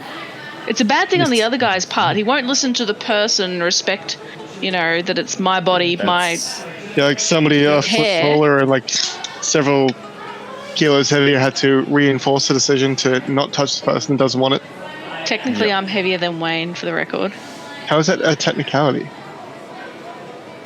Fact. But yes, no, technically a male had to step in, an older, mature male had to step in on my behalf. Hey, you careful on the older, okay? You're a couple of years older than me.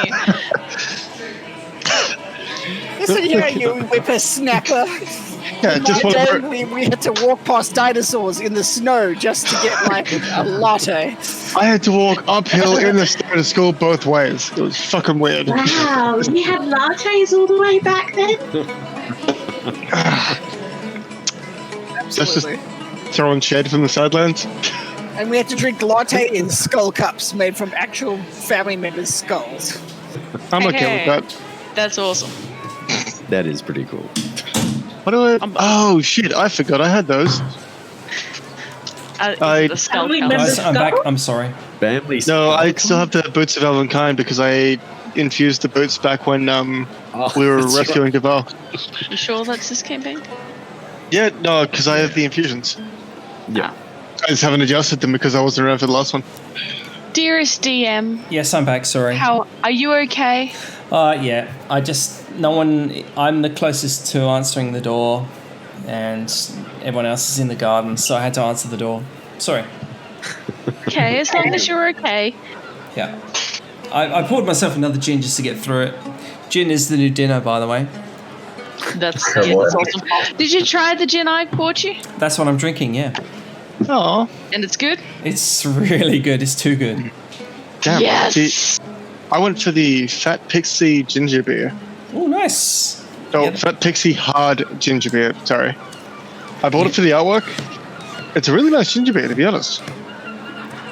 Where did you get that I got a from? bottle of red. Just from the liquor land in Vic Park. It was like $54 or something for a carton. Oh, nice.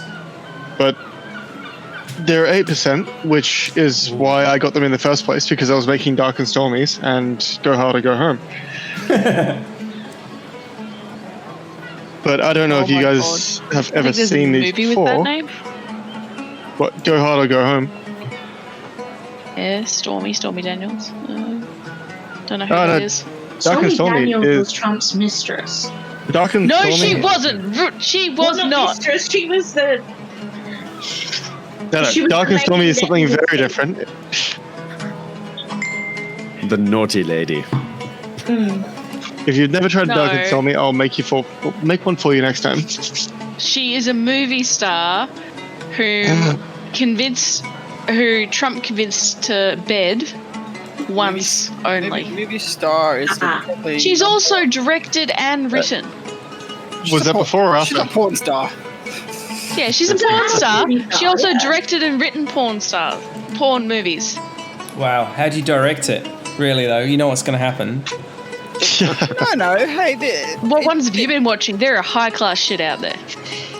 it's a you still got a lot of process. You got to get a whole bunch of people in a room, and you got to have the right lighting and the right blood. There's lots of things happening.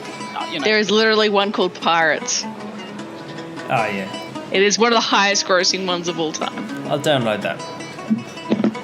What's the guys from South Park? They did a take on. It was like I don't know, not a Seventh Day Adventist, something like that, a Mormon who does porn. Oh, yeah. Yeah. What is it? It's called The Book of Mormon, isn't it? It's a play. No. This is a different. Oh, that's amazing, that play, by the way. No porn, but it is amazing. Yeah. No, it's good. You just have no appreciation for the theatre. Orgasmo. Yeah. That's the film. Orgasmo. Yeah, that's it. Right, of course. Yeah, That was good. Yeah. I That have was a not good seen one. that. That's funny. Good luck. Oh, yeah. So- Does anybody else know the comedian Daniel Sloss? What? The comedian Daniel Sloss? No, I don't know. Yes, I love his stuff. I didn't get a ticket though. I'm so I did. Dick. Because it's next week. Oh. He's got two specials on Netflix. They're both he's very articulate, well spoken, and well thought out in how he does things. He's very funny. But the second special that he's done is credited with something like 190 divorces and 97,000 breakups. Oh, is that the puzzle piece one? Yeah, that's the one. Where he starts talking about how, if you're going to be with somebody for the rest of your life, then it should feel like two puzzle pieces actually connecting. And apparently that's caused a lot of discussions where people are like, fuck, yeah, we shouldn't be together. People, before they get married, have to watch that. Oh, yeah, I send it to all of my friends that say they're getting engaged. Like, you guys should sit down and just watch this. Put that in the chat. Food for thought. Okay, so if you guys wanna carry on, Absolutely. Carry on, my wayward son.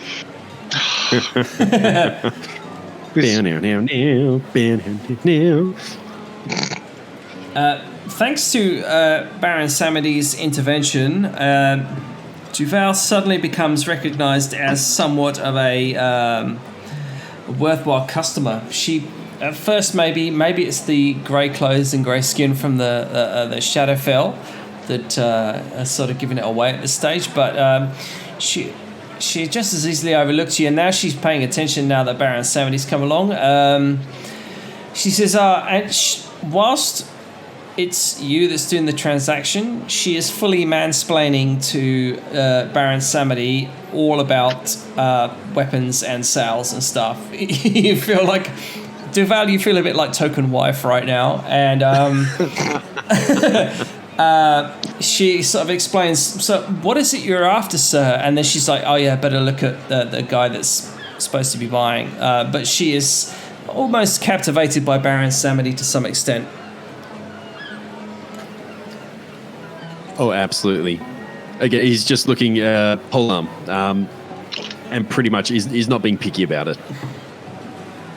She says, and she looks at Baron Samity and smiles, and like there's this massive exchange of a dialogue that just goes over a few seconds of their glances to one another, and she brushes her hair back and sort of like is definitely giving him the signs, and she says, well, yes sir, I have a silvered glaive I could do for you for, and she looks Baron Samity up and down and just God knows where her mind goes, but she says, maybe we could do a silvered glaive for, what do you say, 80? Would you say 80 gold pieces is a worthwhile investment to keep you safe? And she is just like looking at Baron Samity and having a conversation with you, Duval, but her eyes are at Baron Samity. They're not going anywhere. 80 seems like a fair amount, though I would appreciate the accompaniment of you on the ship this evening for some dinner. She says, well, I'd like to have you over for dinner. A nice Chianti. Why did that sound so scary? Yeah. Are you going to eat her? Very Hannibal Lecter-ish. It was awesome. Come to my slaves' quarters in the holding. In the hold. That is definitely going to need a persuasion, for want of a better roll. Beyond has been screwing me on these rolls. Let's have a look now. 15. Oh yeah, she's keen. I mean, she's not like super keen, but she's like, yeah, sure. She's like, basically to wrap it up, she's like, name a time, name a place, and I will be there. How about the witching hour, midnight? Oh yeah, that definitely sits home, and she's like, yes, 100%. If she were to give you her number, then that is what she would have done. So she agrees, and she says yes, for sure. And I give the name of the ship, and an appropriate, I don't know, password, whatever. She glances over at the Kakusureta, and she goes, I can't miss the new arrivals. It's half of my job. And she sort of laughs like she thinks she's been funny, like she thinks she's been charismatic, but she kind of hasn't. But it's up to you whether you sort of laugh with her or whether you just go, right, and sort of leave her. Baron will acknowledge her presence. He's got his big top hat. He will take it off and, tip it to her. And then, are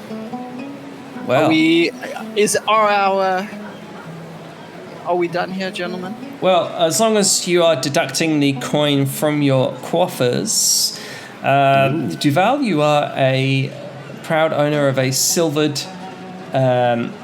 glaive. Okay. I have in my notes that I have 300 gold to buy with, but I suppose I would have used that to create my 300 gold gilded skull for my summon spell. Yeah, you guys have a phenomenal amount of money from I think from ships and stuff. Like I don't have, well, without opening the spreadsheet, I think you have dispensable, something that's like 2 or 3 grand's worth of disposable income. Oh, okay. That's not a lot of money for a wizard. Like, Yeah, just I was given 300 gold, and I think I've used it. like 300 gold will get you like what, 2 spell scribes, something like that. Yeah. Yeah. Honey, take it easy. Sorry, how much was the glaive in the end? 80 gold. 80 Oh, gold. God's Almost. sake. That's actually a really good price. Like super For a good. silvered glaive. Yeah, they're usually what, 118 Yeah. or more. Can I have a bit more spending money? You have to speak to Finn. At this stage, I get everyone just to roll me a perception. Oh god.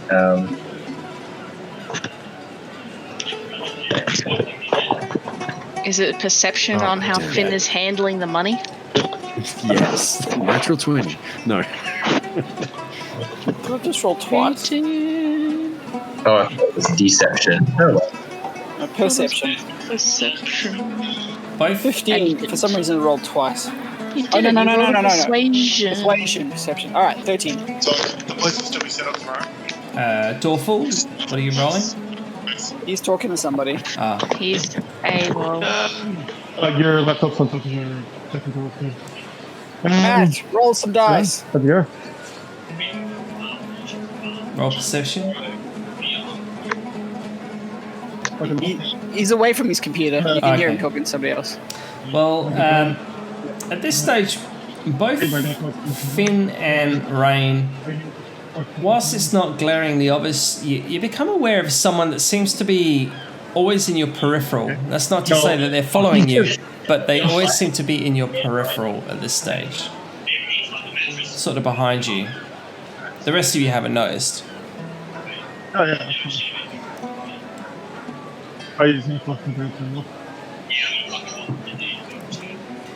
I would like to cast message and sort of just point over my shoulder at this creature and be like, "Would you come here, my darling?"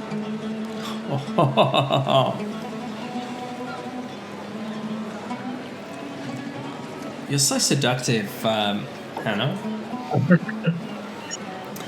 You make Yeah, it doesn't translate to real life. So yeah, you have become aware of a strange-looking tiefling. Definitely, she has done a very good job at being like stealthy so far, but just come into sight. And so, yeah, you send a message out to her, yeah? To come over to me.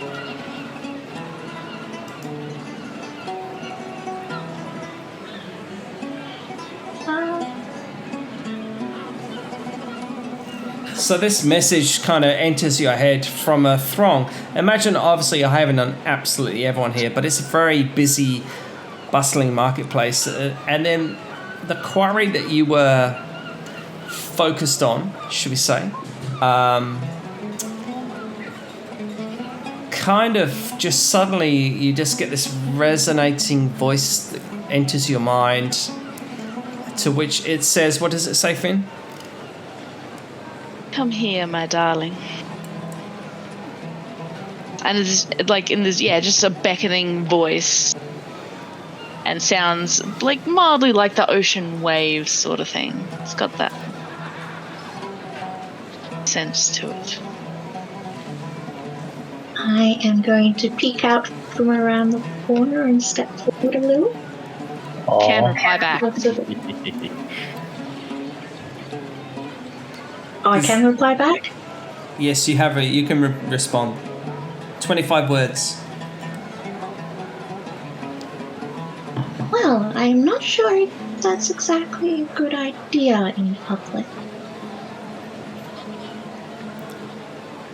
That's 13. And I'm just gonna... Oh, that was the end of it. 25 words from. Sending. Oh yeah, sending. Sorry, yeah. This is message. Message, yeah. Very similar. It's like a line or two. Yeah. Okay, so that's what you get back, Finn.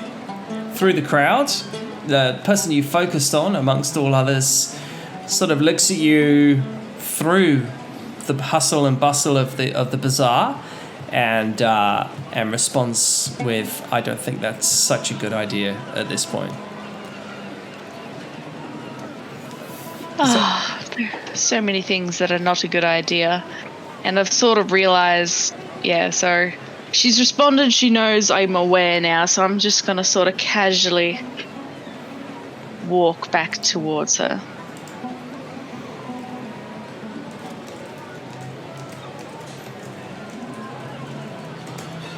For an introduction. A fintroduction. I said introduction. It's a fintroduction every now. time. Why is it a introduction? Because you're Finn, and it's an introduction, so Fintroduction. Okay, so Duval, you can equip and therefore assort yourself with a fine silvered glaive Dorfel. You're sizing up the bag. And Samedy, you have just done a very good job at saving your friend a lot of money. Finn has walked back out of sight for you guys to the corner of the marketplace. And Rain, have you moved? Rain, you have moved. Where are you, Rain? Oh yeah, you're there, Rain. And so Rain, you are sort of hanging back. What would you like to do? I'm waiting for when we visit the magic shop. So she is indeed further down. Down here. I will make my way down there. Okay, very well. Please. So, Make sure. I don't want to do an initiative order, but just sort of say I have an idea or interject, and then we can go through who is doing what and who's doing where. I don't know, that doesn't make sense. But Rain, you're doing where right now, okay? So you have come to the drow tent. It's a very small, sort of cylindrical looking tent, very much out of place, very much drow. But what you do notice is there is no spiders' webs. There's drow colours, so like greys and blacks and maroons, but there is actually no real affiliation to like Love as it stands. A small tent, enclosed. What would you like to do? Sorry, I'm back. I just had a couple of people walk into the apartment yelling. Oh. That is That was my housemate and a couple of his mates coming back from moving more shit, but they didn't realize that I was playing the game, so they just walked in like, Matt! So I had to go deal with them. So I missed everything for like the last 3 to 5 minutes. If I could get a quick recap, because it sounds like we're about to go into combat. No, so Rain has walked out of the main group, and sorry, not Rain. Finn has walked back north out of the main group, and she's sort of semi-disappeared. For all intents and purposes, she has disappeared into the crowd, having seen someone that, for all intents and purposes, you think that she knows or is going to go and talk to. Duval and Baron Samedy have negotiated a very good price on a silvered glaive. The bag of holding is still pinned to the structure where the tiefling is talking and wooing to some extent the Baron. And Rain has moved south with the Baron, by the looks of it now, to a drow-looking tent in order who you know is selling magical wares. Cool. All right. Let's do it. Thank you. So, Rain, that will bring us to you for the duration. As you approach the drow tent, you notice that it doesn't seem to have much traffic. It's definitely been given a very poor spot as far as bazaars go, and almost as if people are avoiding it.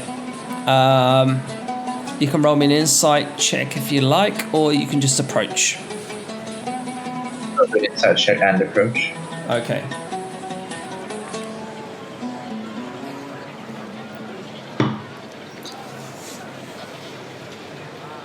Oh wow, another crit. So definitely, given your knowledge of things and your understanding of Faerun and the world, you get the impression that most people are avoiding this tent not because of what it sells or for what it has, but mainly entirely because it's owned by a drow. It's been given like the worst plot next to a very stinky sewer, and really there's no other any trade of interest that's nearby apart from like fishmongers and really rather repugnant sort of salespersons. But nonetheless, it has a sign pinned to the tent, to the canvas, that says magical wares apply within. What would you like to do? What is my budget, Finn? Finn is treasurer. Yeah, Finn, you have control over everything right now. Mwah, ha, ha, ha, ha. I mean, I just remind you that as someone who is slinging all these 6th level fireballs around, I hope my share is reasonable. I mean, what do you want to buy, and what do you need to buy? First of all, the answer to both questions is the wizard's business. Okay. What is the minimum wizard's business you can spend? Well, I need 50... Assuming I were to learn a spell, for instance, it'd be 50 gold per level.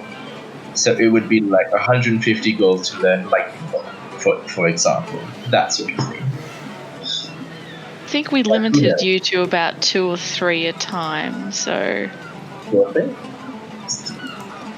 I'll take 300 gold, and don't worry, I won't spend it all in one place necessarily. I'm probably more interested in, loosening some lips more than anything else. I don't splash about. Have fun. Just beware, like, wizards are useful because they can get more, they can learn lots of spells, be more, what's the word? Diverse? Yeah. And the fact is... Yeah, but also by the sound of it, he could spend all my money in one go. Our money! All our money.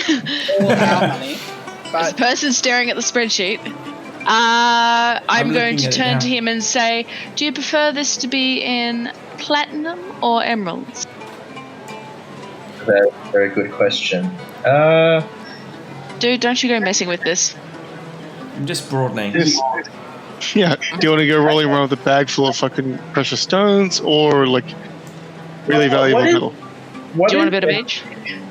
What is everybody's like equal share? Because I've already spent 300 gold of whatever.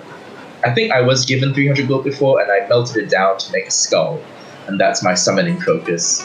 So this will be the second lot of 300 gold I'm getting. So as long as I haven't spent any money that I'm not aware of. I don't even know where this money is. Where is this money? Oh my god, there is a whole spreadsheet. Where? I'll share it with It you now. is. It is in loot. Here. In the Discord. The Quartermaster's Ledger. Got it. Who's the manatee? Hey? I can see Dearest, DM, and who is the other one? Say, the huge manatee, or what? There's a manatee, there's a giraffe. It's getting weird. Where? Yeah, gotcha. Anonymous manatee and anonymous kiwi. I might be the kiwi, actually. I think I'm the kiwi. I might be the manatee. I don't know where you're looking. So it's talking about. It's a Google sheet. So right. Just to keep Jess up to date, I've shared that spreadsheet. By all means, you don't have to look at it. But what happens is, in this world, if you go to Kalimport and you have Kalimport coins, it's like a 1-for-1. If you have villain coins, then there's some people that would revere it more, or there's some people that would revere it less, so it has a fluctuating value. And if you use pirate treasure, such as rubies and sapphires and emeralds and pearls, they tend to not be so favoured in established cities because they are seen as being like pirate treasure, and then therefore you are a pirate, and then therefore they don't want to deal with you. So What if you killed pirates and took it off of them? well, you'd have to make a very compelling persuasion check. Well, it's better than not making the persuasion check. I guess, in answer to your question, I shall take 300 gold, coin of the realm, and we'll see. Yeah. The Yep. Calump. Yeah. If you can spare that. Yeah. Yep, 300 gold pieces. Yep. That's what we have. Okay, so you approach the drow tent, not getting too absorbed into the economy of things, but you remove the Kalimport gold and, well, if you're going to spend it. So you head up towards the drow tent. Roll me a perception. Rain. Rolling.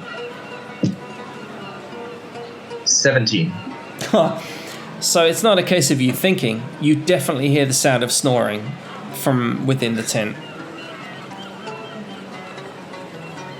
I will use prestidigitation to douse myself with a strong lavender scent, since we are close to a sewer or tannery or whatnot. And with a second use of prestidigitation, make a few...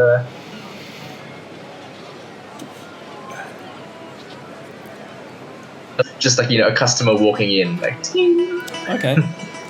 So as you part the tent, you see a drow. She is dressed like she has thrown over her body. She has like sorceress robes, but underneath you can see adventurer's armor. So she has like leather armor, and it's almost, for a moment, you wonder, is she a sorcerer or is she an adventurer?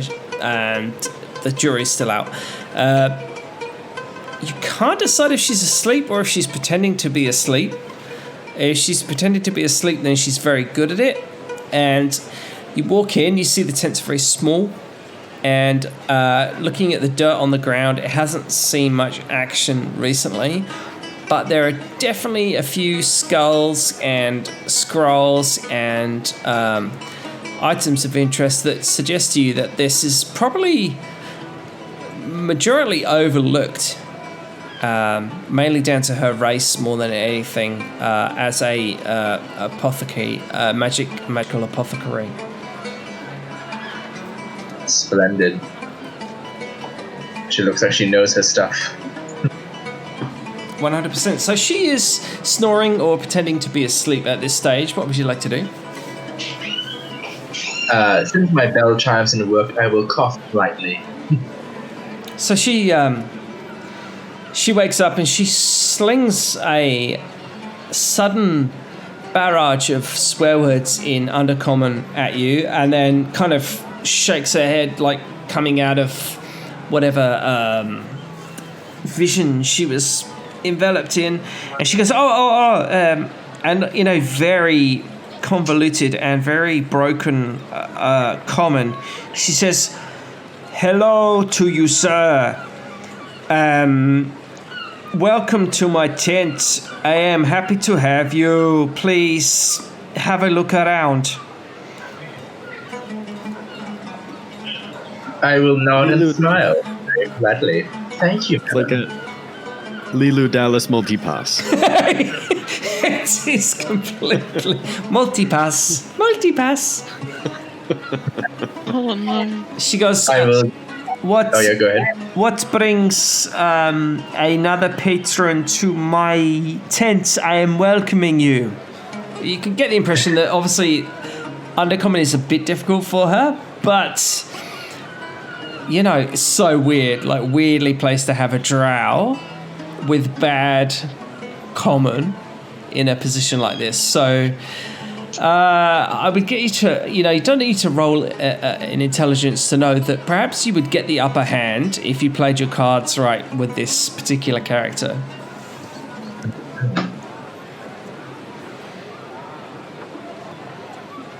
I am looking for information and perhaps magical supplies. Are you perhaps more comfortable in Elvish, or...?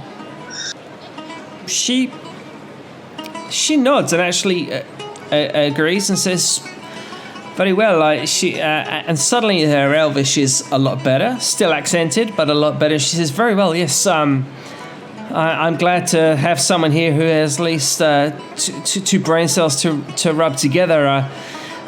I don't get much traffic here. Sometimes it's hard to survive, but what I do sell does keep me afloat. If I can help, sir, then I'll gladly help. What brings you here? You seem to be not of this land. And she sort of gestures to your skin. She says, most kivil, and she sort of corrects herself. She goes, kivil, and she kind of berates herself and says, kivil is a bad word. Kivil. She says, not slave. She says, not slaves. She says, what most people here don't have your complexion. Are you not from here? You must be a traveler. Most people rip off a traveler, but I just want to make a trade. She says, how can I help you, sir? Well, you are quite right. I, like yourself, am not native, shall we say. She noticeably relaxes. And let me just check my spell list real quick.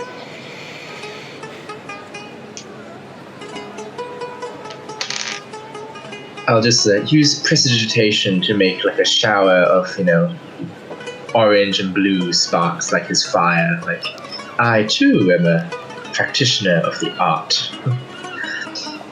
This is very good to make your acquaintance. Orange and blue. So she says, she looks and she says, a devout of Kalemvor, no doubt, and she sort of looks at the colours and she sort of bows and she nods and she says, a strong but yet alien deity to me. And she says that very much like her elven accent really rings true. Like she doesn't want other people to know what she's saying. She says an alien deity to me, but maybe one that we can find a common ground on. How can I help? What do you need? You look a little weary, and I mean no disrespect. No, not at all. I'm not particularly one for the old sea legs. I have been, I was going to say on the road, but it occurs to me I don't actually know what the nautical term for that is. At sea. I am looking for information about a place called the Necropolis that I am told on good authority is around these parts. Somewhere at the Sea of Shards. She nods and says, in Undercommon, she starts to speak in Undercommon, which we would maybe not understand. So she says, Zas, and she sort of rambles off a little bit. She says, Sea of Shards, yes. And she reverts back to Elvish. She says, I have a map. She says, 20 copper, and you can have this map. And I have anything else you need.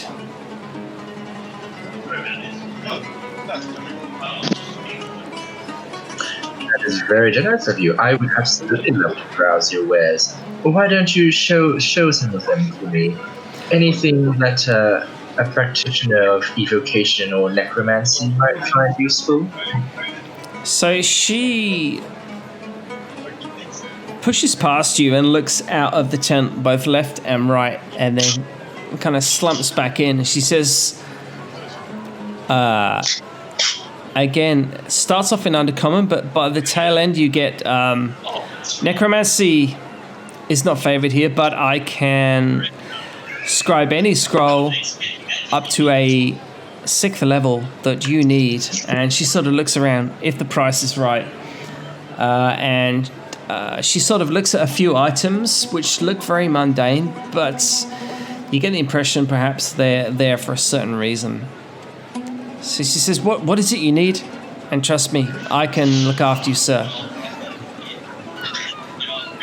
My. How much are you charging for a scroll? Something that I could study from, shall we say? She says, trade has been difficult. I have minimal rent to pay, and I need at least to eat this week. She says, I need 80 gold, but if you can give me 100 gold, then I will be satisfied. Rain sort of thinks to himself for a moment. Pardon my impudence, but pardon if this is impolite, but what are you doing in this corner? If you are capable of scribing 6 circle spells, may I say that your talents are being rather wasted over here. She sneers and clenches her fist. And it's like for a second, like she raises her hand as if she was almost going to grab you by the collar, and she refrains, and there's a good 45 seconds of her just trying to calm herself down, and she says, I am not here, and she speaks through her teeth, she says, I am not here through choice. I am here through ill fate. And she looks off to one side. She says, if I had it my way, I would be the ruler of my house, but I am not. I am here. And she says, Udos Drozun. She says, we do what we can to survive. You get the impression that she's very uncomfortable, even like she hates being there, like so obvious. She is maybe through her just worming her way up from the Underdark. She's claimed a few things here and there, and she doesn't want to be there. She has an abundance of skill, which is clearly not recognized or appreciated by any of the rest of the city. I wonder, so are you, again, pardon if this is impolite, but I'm sure we can speak, wizard to wizard, as it were. You clearly have ability beyond your station here. Is there anything forcing you to remain in this city, or are you free to leave? Is it simply a matter of funds and opportunity? She nods and she says exactly that. She says funds and opportunity to my house.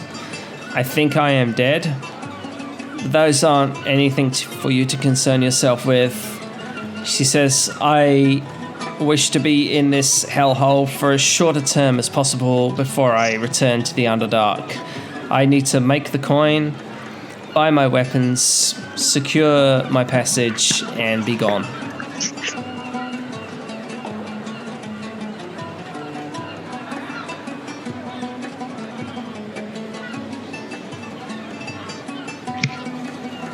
Is making a new life on the surface out of the question.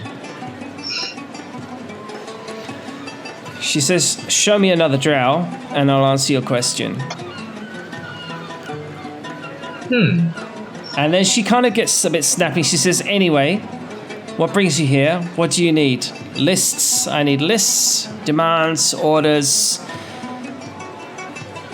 Otherwise, I need to sleep.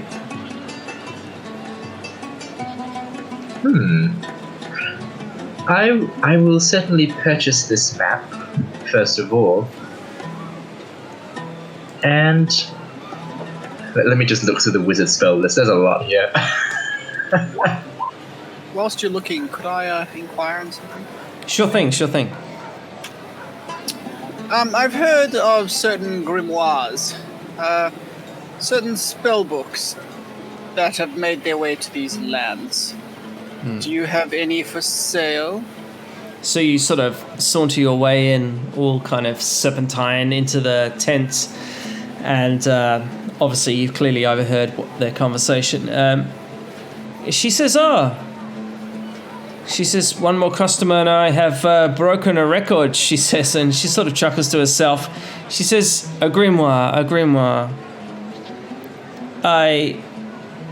know many things. She says whether she kind of ponders how she's going to sort of say the next sentence, but she basically alludes to you that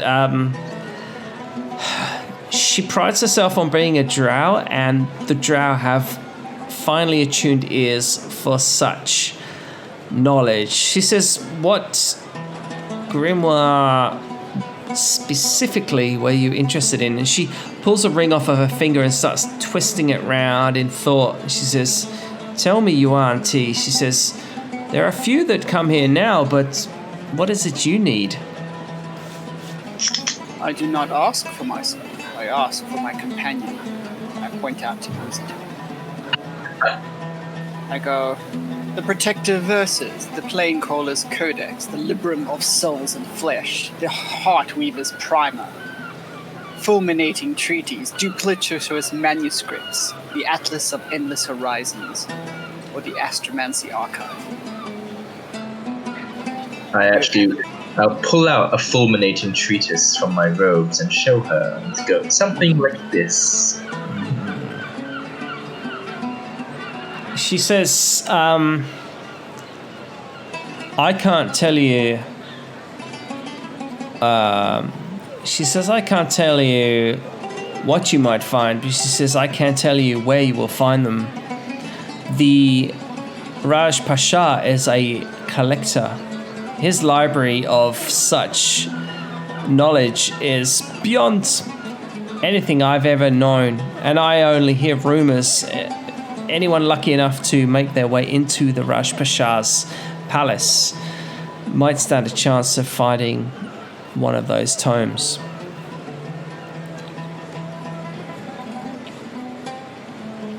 I turn to my companion and say, I want to sort of like get a moment with him and go, and I say to her, thank you, I will just browse your artifacts for a moment. Care to join me, Baron? And I want to whisper to him, you know, she's down on her luck and she's very powerful in magic. Should we try and hire her? I thought to take an apprentice, but I think she might be able to do stronger spells than I can. What you say has merit. The question is whether or not she would betray you or us. No, that is quite true. She seems to be a drow exile. That's her story, and judging from the surroundings, I tend to believe it. She did sell me this map to the Sea of Shards for a song, assuming it is genuine. Well, I don't know. Maybe you can start. Maybe, you know, like, you could, you know, like, all relationships start with a single step, if that makes any sense. This is true. Why do I keep mirroring other people's accents? It's freaking me out. Okay, very well. So, you guys are in negotiation with the Drow Wizard at the moment. I think we will spend a bit of time looking at Finn, who is next to the Zealot, and Amarth. Obviously, this is a fair exchange of time as it passes. So, as you've been in the tent, you guys, Finn, you've made your way up to Amarth, who has been doing a very good job of hiding from most people, but you have discovered her. What would you both like to say and or do at this time? For once, I'm not flirting. And I just say, hello, my dear. Are you able to tell me your name?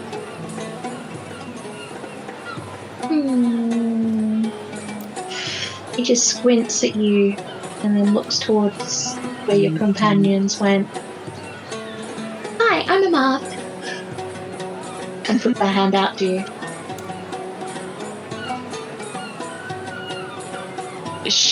Clasp her hand with both of mine, and shake it really enthusiastically.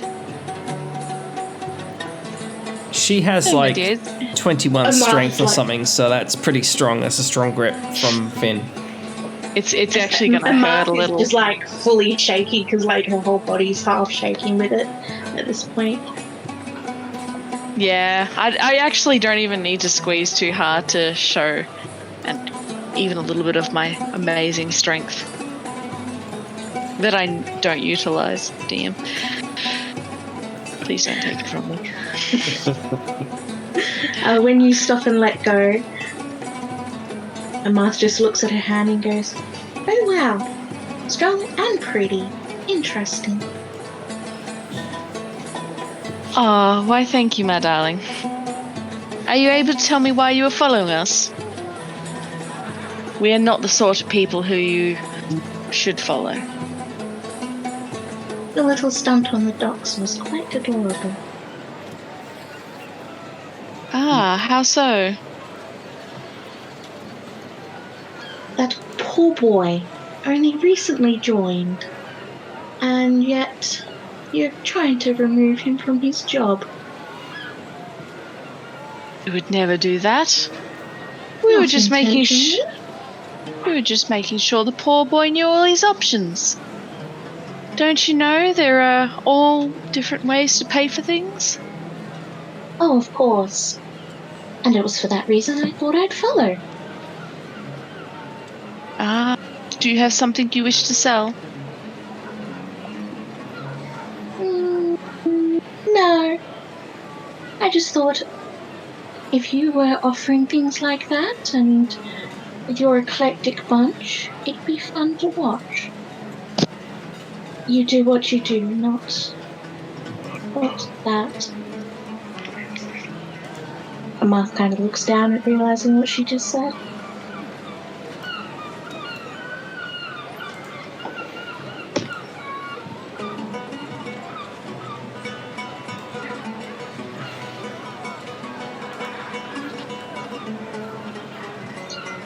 Okay, nice. Right. So you seem to have a little bit of a confrontation on your hands. Both of you seem to be sizing one another up, as it were. Obviously, maybe Finn's not taken to Amath trailing in the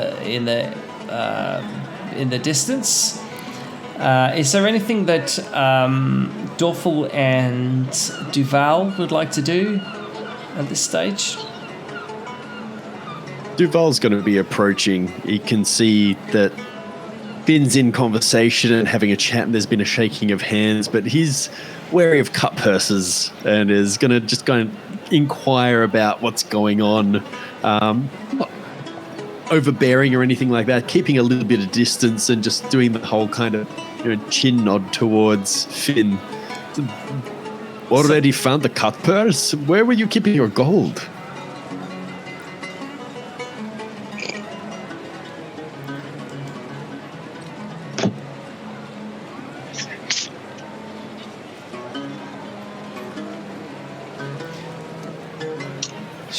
Yeah. Who are you talking to? Oh, to Finn and to Amarath. As you say, Dorfel is just sitting back, keeping like a general watch on everybody. Like sitting in the background, just watching what happens.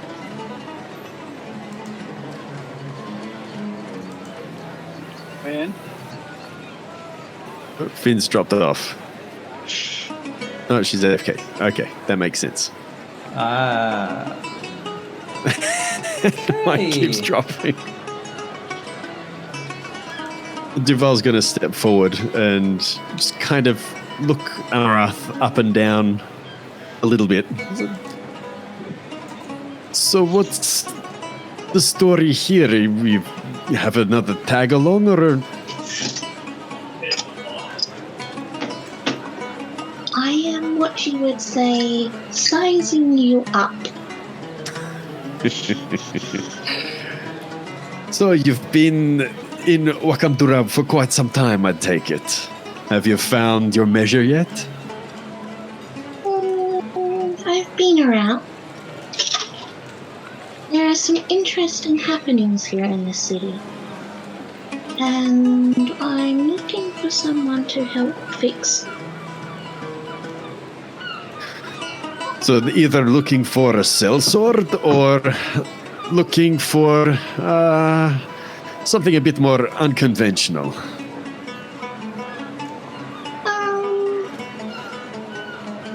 Possibly unconventional. Well, that's always my favorite because it has the highest price. Why don't you talk to my colleagues here and see if we can come to an accord?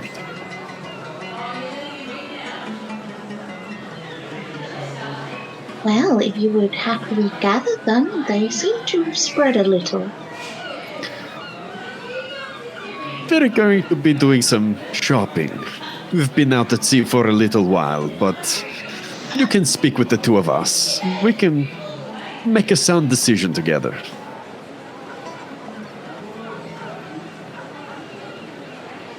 Understandably, but I wouldn't want to talk about this kind of thing out in the open. It may cause...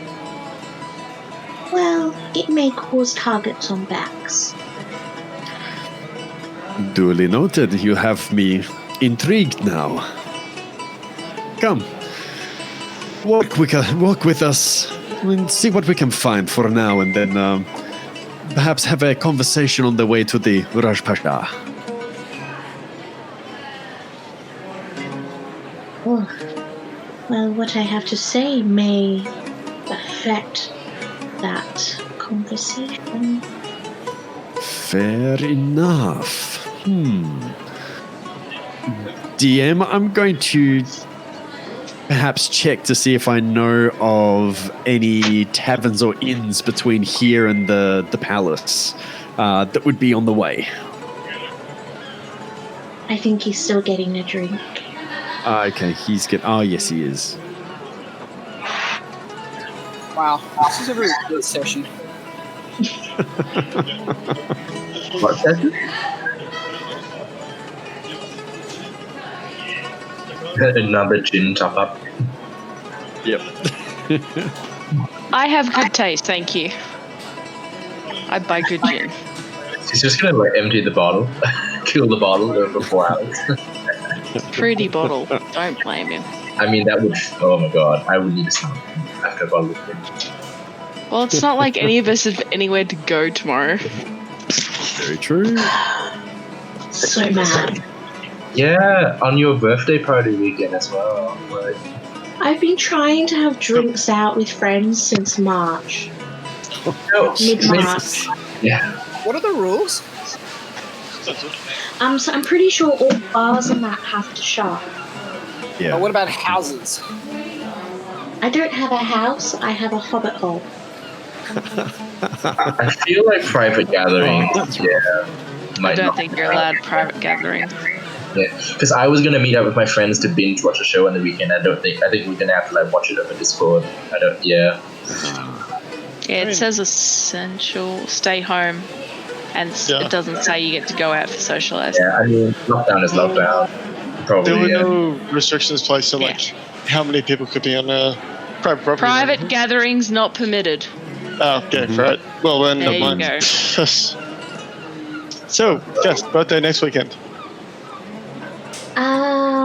Hold on.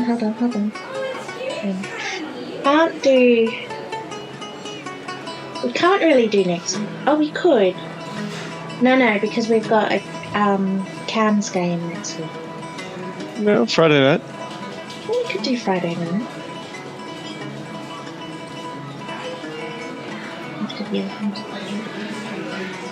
Or we can wait 2 weeks. Oh yeah, probably 2 weeks would be better. Wait, no. Lockdown what's would the date eventually today? be done. I'm looking at the wrong date. It's the 23rd. 23rd. Yes, can't do next weekend. I can't do the weekend either because that's I Mother's have Day. 28th. Yeah, what's that got to do with it? Right. Yeah, you guys all have mothers in this state. Yeah, I've got You my can little call sister's yours. birthday is on the Friday. I'll call her, but that's like an hour. I Technically, literally can't do anything for more than 3 weeks. I can't do anything till the 22nd of May. well, we could always do like an event, like not an event. How about this? A gathering. Yeah, absolutely. A gathering of friends. Maybe a barbecue or a I don't know, gaming that doesn't involve D&D. Other sorts of gaming. Board gaming, card gaming, movies. Yeah. I don't know. Jackpot. Like, yeah, Vince I Matt to buy Settlers of Catan. Say Jackbox. yeah. I'm down to play tomorrow. Don't know how the Jackbox works, but I'd be interested to learn. It's online. I know it's an online game, I just don't know how it works. Oh yeah, it's super easy. It's like you can do it online or like over Discord. Or like it has a website, so everyone just like builds on the website. You don't even have to download an app. I don't think. It's like you make a room and you get a 4-letter code and you give the code to everyone, and then we all play together. And it's like fun quiz games or like drawing games, stuff like that. Okay, I'm back. Cool. Unfortunately, I'm back with more cashews. I'm back with a espresso martini and a gin and tonic. So watch out. It really is one of those bars. It's like nuts and drinks. Everyone ate all the actual dinner that I was supposed to have, so I don't have any dinner. So I feel like you need to order out, before everything closes finally. So get that last pizza in or whatever. a pizza in a mask, yeah. No, get it delivered. Yeah. I'll just see Got my- and drink beer, drink card. more booze. So, Duval, I believe you were interjecting with Amarth and Finn. It is asking Amartha. We had a little exchange talking about potential work. Said, how about join us with a walk towards the Raj Pasha? And she said, actually, this might be a conversation that we want to have before we arrive there. So I'm trying to see if I can recall from previous times here, potentially, if there would be an inn or a tavern between here and there. So, what's quite prominent with a lot of... oh, hang on, someone's knocking. One sec. Hi there, come in. Hey man, how's it going? That's what it is. Oh yeah. I forgot. Oh, sure. Well, what do we think, guys? Vote on hiring this drow, because I think she might be actually really useful. Well, As long as- definitely. When it comes to being able to tap her for scrolls, it could be that alone could be nice to have her around. You always have to tap everything, don't you? Oh yes. Double click the drow. I'm more of a colleague, someone to maintain the Jeremys when I'm not there. You need a wizard at home base to handle everything. Or steal House blind. mage would be nice. Or take everything else and steal blind. Forever the cynic. Well, I mean, she wants to go back home, right? Or he or she wants to go back home and, I don't know, do drow stuff. Yeah, I know. And looks upon about any non-drow as being like slaves, right? Well, if you were there, I mean- actually you were there, yeah. Kivil or Kivlin means slaves in Drow. Yeah. Yes, Yeah, but yeah. back at Saltport should also be outnumbered 150 to 1, so... Oh yeah.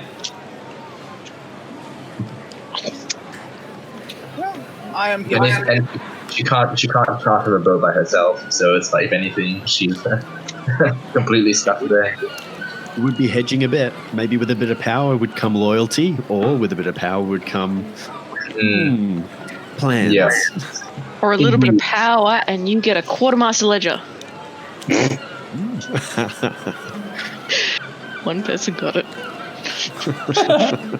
Oh, look. Oh yeah, I get it. I don't. Feel the power. Plan later.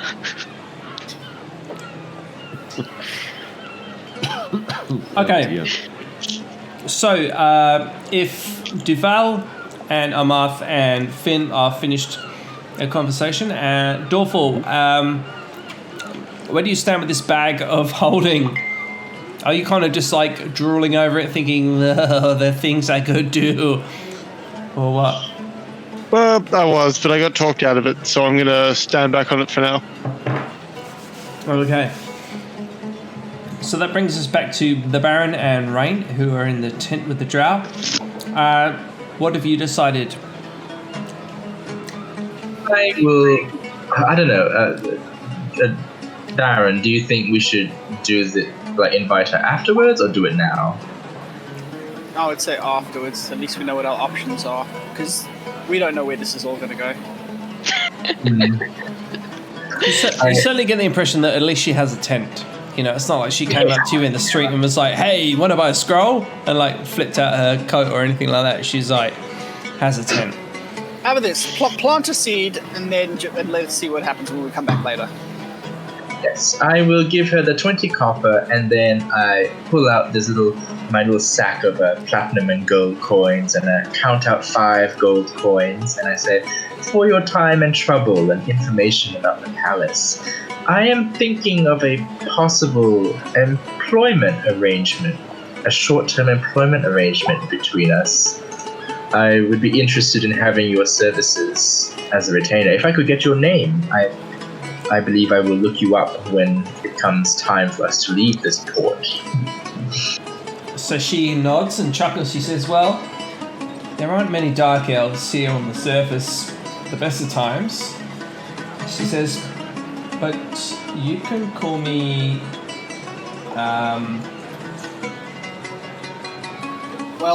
nice to meet you." No. I'm literally just Googling it now, and I'm gonna, because drown names is random so name generator. No, it's not even that. It's even worse. So That's all right. You don't have to pretend. you can call me Qualm. Hang on. Qualm Drill. Let me Oh my god, please put that in the chat. Yeah. There. Her name is Q. Hang on. That's not it. Her name is Copy. No, it's this. I'm typing drow name generator. Look, I have to do it right, otherwise it's just not my campaign. No, that's fair. We know, and we love it. Oh, here you are. Drin. This is her name. Speaking of getting names right, hey, Hannah, what was the name of that city again?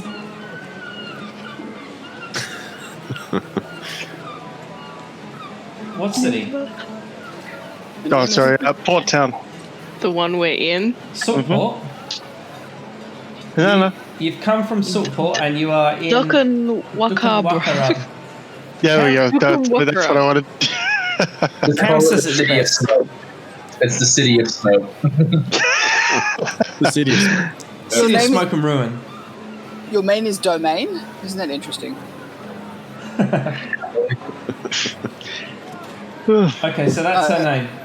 Seriously, Drin is domain. Kulan Drin. Kulan Drin. So her name is anyone who is fluent, obviously in Drow, who no one is, but if anyone was, her name would be Mighty Rogue. But none of you are, so you can't act on that. This isn't good. What does that stand for? God damn you, Rain. Mighty Rogue. I'm asking. I say, that is a very interesting name. What does it mean? Oh, is that what you're asking her? Yes, that is correct. Okay, do me a persuasion. Alright, bear with me. I'm getting off drown name generator. Hold a second. I put it there only so you could all play Drow later, and then I'd be in my element. Don't tempt me. I would do it in a heartbeat. 17. She says, it means mighty warrior. Okay. Insight check. Okay, sure. It means mighty warrior. Sure. Deception check, no. Yeah, so basically, here you are. You find yourself at the... you've made quite a good, strong contact with the drow who is Quan Drin. And she hasn't given you a surname because I'm not going to fucking do that right now. And I thought her surname was Warrior. no, that's just her first name. Don't even get me on her surname. I've got suffixes of her surname. Mighty warrior of something. Do you want her surname as well? No, it's fine. It's coming. Hang on. I can't even pronounce the town we're in. I just call it. All right, thanks, mate. Cheers. Thank you so much. Call it Waka Waka. Quarter of a necktie. Here we are. That's her surname. She says after some coaxing, she says her surname is Arab and you have to look that up. And the first person to tell me what that actually means in the thing that I've shared will get inspiration until I decide to take it away. Anyway, so we carry on. So you're in the markets. I'm quite surprised that Rain hasn't asked for any ink or anything like that. No, so far. he has ink. Oh, okay. He Cool. has ink. He has 100 gold pieces worth of ink. He found it back at our hometown. Wonderful. So you're in the city. It's definitely a bustle. None of you have actually asked how to get to the palace, although it's quite obvious that it's to your... On this map, it's south. What would you like to do? I would like to have a quiet conversation with Amarth on the way there now that she's coming around. And as kind of walk back to the rest of the group, Duval will just kind of mention towards her as a new friend with perhaps a job for us. Perhaps we can find a little pit stop on the way to the Raj Pasha. Who are you saying that to? The rest of the group? Just the group in general, yeah. See if we can find a tavern or even just an empty tent between here and there. So what you will find is that there aren't any taverns, but there are definitely a lot of opium dens. Now you have to each pay 10 silver to enter an opium den, and there is regardless of where you go, there is the scariest, most semi-nakedest, big-stomached security guards you've ever seen outside each and other tent, and it's the only real speakeasies that you can be assured that you're limiting your audience by going into these places. So taverns are very few and far between. Not impossible if you really wanted to find one, but the opium dens are much more prevalent. Simon, maybe not an opium den. Let's say a place where they serve food and drink, that drink being non-alcoholic. Something like that. There's got to be places where people can get food. Let's call it a skooma reserve. Really? You, not doing a opium down there? Ray would like to see the opium den. He's had a very sheltered life. Yeah, but he's living in a crystal. Necromancer. Wizards need all the brain cells they have to, I've been trapped in a gem for 2 years. Let me at the opium. And when I say opium den, I just mean den of ill repute. So there is also other more sordid or more pleasures of the flesh to be found within these places. But as far as shop frontage goes, yeah, there's just a big hard dude, scary dude, kill you all, adult dragon type dude out the front.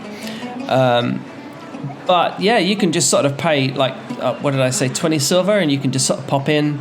And you can sit there and do nothing, or you can watch a show, or you can go find the skooma shishas and get stuck into a skooma shisha if you fancy. A what shisha? Yeah. You know skooma? Do you ever remember skooma? Yeah, skooma. Those of us not versed in skoomas, what is a skooma? Skooma is the drug that's found in... what is it? Not Skyrim. Morrowind. Morrowind. That's it, Morrowind. Yep. Yeah. It's like that hard drug. It comes back in the later ones. It's it's an addictive hallucinogenic that lower classes use. Yeah, and kind of similar qualities to the drug that you have in abundance back at Soulport. I'm just saying. Oh, yeah. Sweet. So it's addictive. Produced in the right way. Yeah, you remember it's a narcotic, so produced in the right way. I think if you dry it out, it is a very. It became like tobacco. Yeah, like a sought after drug. Oh yeah. It's like tobacco 5.0. So it's it's quite addictive, and it's probably more like heroin, but maybe not quite. Yeah, literally, that's how you described. You described it as equivalent to a heroin, but less addictive. Yeah. You auntie are immune to the addiction of this narcotic. So basically, so we got Baron crack. can. He can chuff away. Yeah. As long as he likes. And he's fine. The Baron needs to commune with Papa Legba, so yeah, let's go do that. All right, so you make your way to the nearest tent. What are you doing with your Amarth? I have to ask you, what are you choosing to do as these guys begin to sort of move away as a group? Follow, because I want to go somewhere to talk. So I would go with them. This could be the perfect Duval's opportunity. He's walking in tow next to Amarath after having a conversation and seeing that there's a job that she potentially might have. So, yeah, he's looking for a place where there's a speakeasy, a place that they're not going to be overheard because it sounds like it's of a sensitive nature.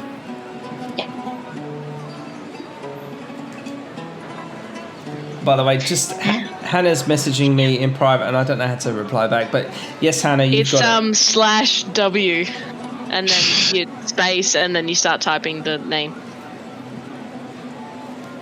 So yeah, /W. Oh, is it? Okay. /W. Or is it W/? Oh yeah, there's Finn. Yeah, okay. So yeah, Finn, I'm just going to message you now secretly. You're correct. Oh god damn it. So yeah, but that's just our names for you. No one else has looked it up yet, so that's fine. So yeah, you guys make your way to an underground-ish. Like imagine all the places are like this calcified sandstone, and although you approach a place and there's a hard-ass looking dude, he kind of suddenly ushers you down some steps under the ground, and it's suddenly much cooler. And for as comfortable as it is that you're cooler, it is equally displaced by the fact that it's uncomfortable by the amount of smoke that is in there. What would you all like to do? I'm curious. As Duval's walking down, it's like descending down and looking over at Amarth, he's just going to look for a place that whoever's interested can basically go and have a conversation with her and just find out more about the potential job that she's got. Perfect. So this would probably be a good time. Now, Jess, I know that Amarth is someone I sprung on you, but do you want to describe what Amarth looks like? And obviously, give her your twist. Like, although I'm saying this now as a DM, and I could have messaged you this, but give her your twist. That would be great. Okay, so when looking at Amarth, she appears to be tiefling, however, not quite. There seems to be a lot of elvish features to her, and she has bright bubblegum pink hair, just bright as anything. It seems like it's supposed to sit flat straight, but it doesn't. It just like kind of puffs out. Especially at the bottom, it completely fans out. And instead of having demon horns, she's got black antlers, and that is a symbol of her heritage.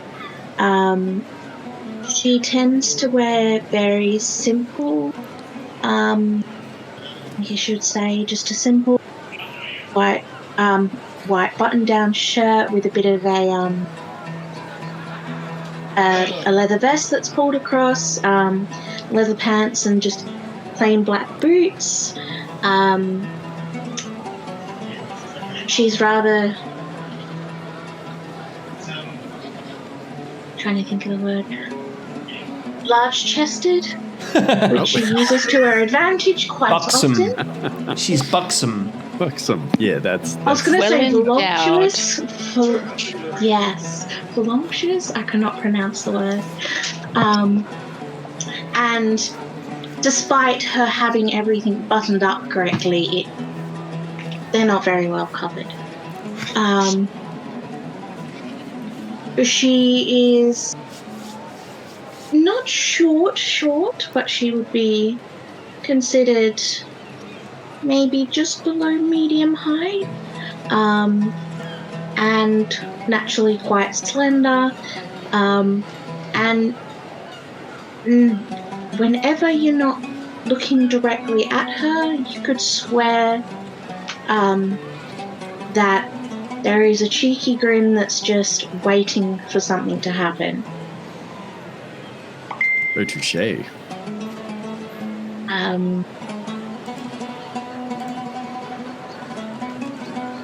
Nice. moment. Very nice.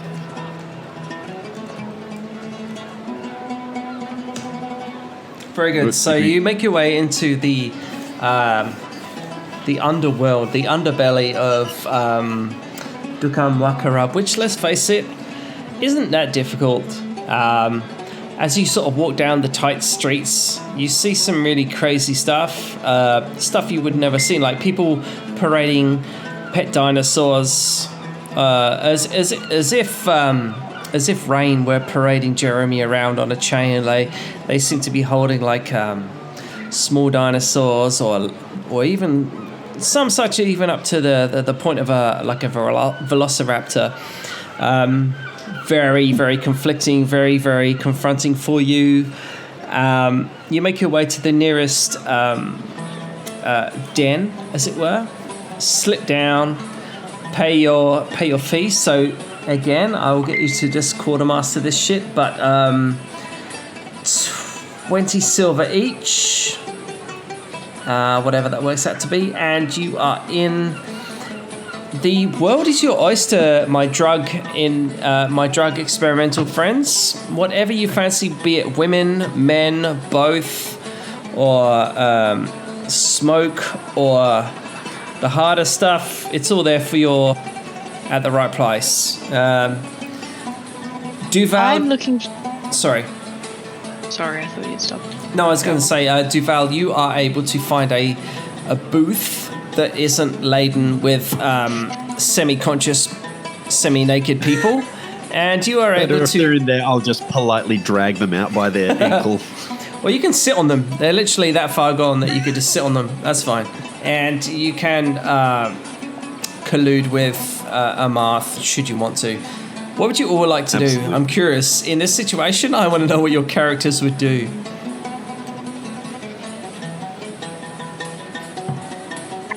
Rain is very concerned about hygiene, but also fascinated. I'm looking for one of my men in this port, and so I'm actually trying to look for a bit of a bartender named Tristan, who's a human. Ooh. I gave them names. No, that's good. Never give them names. Awesome. So you can definitely go up to what appears to be the, I wouldn't say madame because it's a male, but in the right light, it's maybe not even a male. Man-dam. It's a man-dam. And you can go up and speak to the man-dam, and androgynous looking host owner of the place. Small I would call him Sir.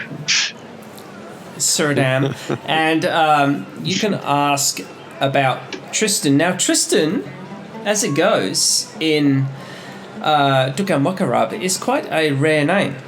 So, not so incredibly rare, but quite a rare name. So, yes, they sort of point out and say, well, Tristan was in here maybe 20 minutes ago. I think he popped out the back. I shall just have to follow him out there. There is some things we need to catch up on.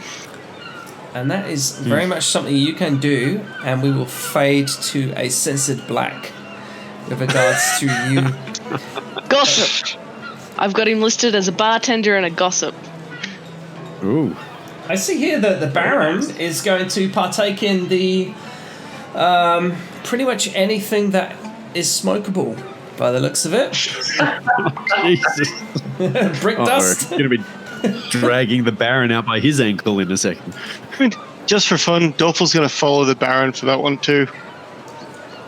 Even though he's got resistance to poisons, which probably will maybe just sitting there. Yeah, so you're going to be like that scene from Lord of the Rings where you're like, oh, I'm starting to feel something in my face. My face is starting to, and then like the dwarf is like fucking maggot. Like, that's yeah, exactly. Happen. That's pretty much what I had in mind. Like, everyone else is off chop, so like, oh yeah, that's a bit tingly. But that said, of course, like, Baron Samedi is definitely chuffing away on the shisha. I won't even charge you, my buddy, because you're my friend. You just get that shit for free, because when in wakharab, whatever happens in wakharab stays in wakharab. Just for fun, I just want to see how fucked up I can get you. Wow, this is taking a lot. So whilst Baron Samedi, literally, if he's smoking what you guys found, he doesn't get that. He doesn't let it touch him unless he wants it to. Like, he literally opens pores and it gets him a bit mullered. But whereas the likes of Dorful, I'm going to need you to roll me Constitution, let's say 3 Constitution saves, not with advantage, so just normal. Roll me 3 Constitution saves, because you're there for about 2 or 3 hours. Oh my god. Oh my god. Well, like, you literally muscularly clench and choose to just, like, force any toxins out of your body. You have full control over how intoxicated you feel over the next hour and a half. Just sitting there, he's like, alright, this is going to get you fucked up. I'm like, when is it going to kick in? Whenever you like. So yeah, you basically like clench the fuck out of it, and you're like, and it only messes you up if you want it to, and then the minute you don't want it to, you're like, okay, that's what that's like, and then you just squeeze it out and it's fine. The rest of you, what are you doing? Are you partaking in any substances, or are you just digging straight into a little bit of conversation with one another? Come on, guys, it's not that strong. Rain will let one of the, handsome barkeeps and whatnot talk him into buying the sample platter. 2 puffs of everything, kind of thing. It's like a crack tasting plate. Exactly. I need the opium degustation platter. Basically, this scant-clad, muscular, obviously coffee-coloured kind of human. I was going to say humanoid, but he is a human. Saunters up to you in the tightest leather shorts you have ever imagined possible, almost sprayed onto his loins. He kind of saunters up to you and places himself very gently, very elegantly on your lap, or if you find that uncomfortable, then to one side of you, and starts to sort of feed you a platter of exceptional food that you would never have found. Like, if you'd gone up like to the surface and been like, give me this food, everyone would be like, can't find it. But he starts to sort of offer you this fine meats and cheeses and elaborate vegetables of some kind. Oh gosh, I think 2 to 3 years as an incorporeal smoke being, like a good cheese platter will absolutely get my attention. So. Yeah. And a cheese board, I'm 100% down. He's well trained. He's definitely vying for your attention as well with the he wants that to progress. That's all I'm saying. And I fear that for all his magical prowess, I believe Rain is he's not going to make this saving throw. He is putty. So the rest of you, that obviously leaves Marth is talking to Duval. Finn is otherwise indisposed. And we've got Dorfel, who is basically partaking in the pleasures of life. Baron Samedi, what are you doing right now? Are you partaking in the pleasures of life, or what are you doing? It's probably going to come through in writing, because he's listening, but he's...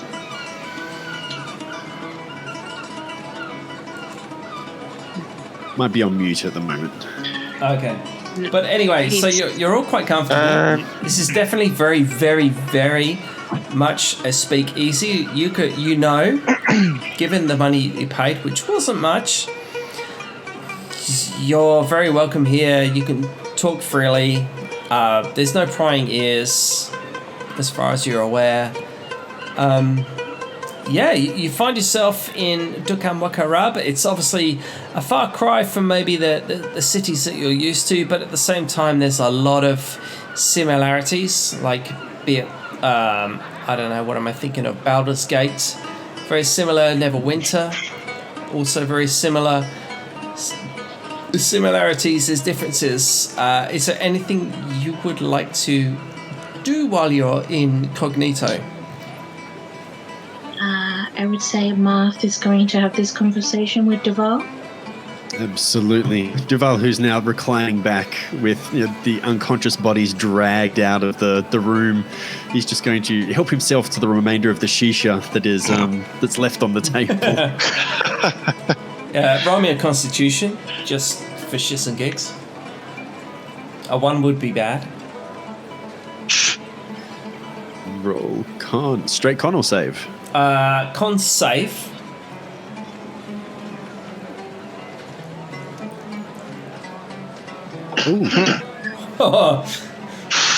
Whilst you don't literally fall into a coma, you feel the effects of that shisha more than you had planned. Try and focus on what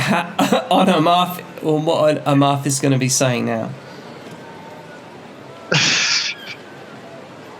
Okay. If Duval is stretched out, leaning out, Amarth is pretty much just going to essentially lay on top of him.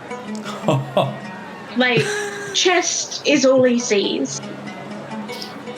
Chest and horns. Chest and horns is all he sees. No, antlers. Antlers. Antlers, yes. Chest and antlers is all he sees. So about that very serious conversation we were meant to be having. Indeed, it's time to talk business. I don't think there are any prying ears here, and with that kind of body language, I would say that someone would even think that you work here, but I'm not complaining. Who says I don't? This could all have been an elaborate ruse to get you in here. Touché. But let's talk business. There's something that you needed us to do whilst my friends are all enjoying the pleasures of life at the moment. We've been at sea for a little while, but I would like to know what this job is that you have and what your interest is in with the Raj Pasha. Well, less of an interest in him and an interest in what he tends to overlook quite willingly. I sense some sort of subterfuge here. Yes. Well, there seems to have been a rather large economy in souls lately. I don't know if you've noticed around a rather large population of what you would call devils and demons. No more than usual, but it's been a long time since I've been in this part of the world. It's like home, but I've never visited here much. Well, The city hasn't always had a lot of those type of occupants. It wasn't until the Raj came on the scene that we did. To be fair, he's doing what he thinks is best to protect the city, but when a large number of its denizens keep going missing, well, some are going to get worried.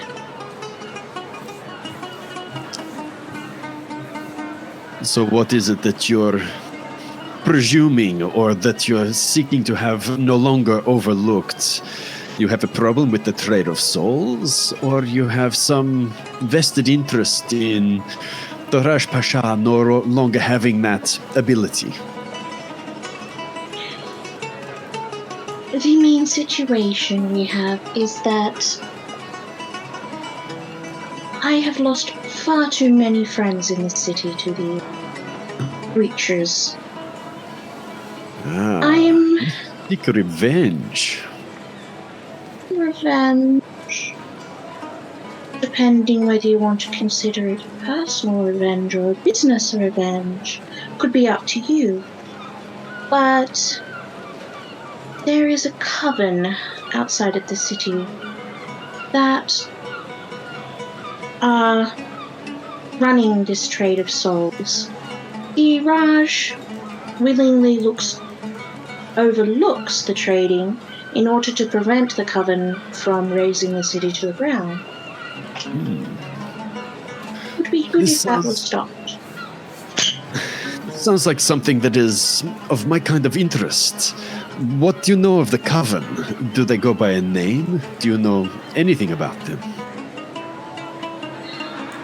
Not too much. They are mostly hags, but they tend to trade in the nearby sleep markets. That makes sense. How do I pronounce this? So Duval... Moana? So, Duval, given your recent experience in the Shadowfell, you have, and I'll get oh god, I can't remember who it is. I'll get Rain and the Baron and Dorful to roll me a intelligence, just a random intelligence, but Duval, you get advantage on, what would it be? It's not history because it's so present. Roll me advantage on intelligence, please. Okay. Okay. Intelligence. Not bad. Rain, also you get advantage on this intelligence. Oh, good. Anyone who is in the Shadowfell gets advantage, basically. 19. Oh, and Duval, very nice. So at the mention from Amarth, she mentions the Moana sleep markets, and you literally have, I'd say, 10 seconds of listening to her, the rest of her conversation before suddenly, like a palm in between the eyes, it just suddenly whacks you in the face. You're like, hang on, I know the Moana sleep markets. I remember this because you wouldn't forget it. There was writing for those of you who were in the Shadowfell, written on the skin that was like flayed and, let's say, stretched over the tree. There was something written there, and if any of you have it written down or remember, then I am going to be very impressed, because I don't think I'm going to give it to you, but let's just say at this stage, unless you wrote it down, exactly what was remembered there, or you can source it. I have it. It says, "Sisters, take the Shade Echo to the sleep market. It is in this temple." Exactly, yes. That's exactly what it said. So whilst maybe Duval didn't have 100% recognition of this, he would have heard it. And anyone who was online and who was in the Shadowfell that day and had seen that, then they would know. So you guys read it. You guys recognize the name Sleep Markets. You recognize Mop Moana Sleep Markets. And I think it's up to Amarth whether she wants to divulge more or not. I'm obviously going to hurriedly message her right now.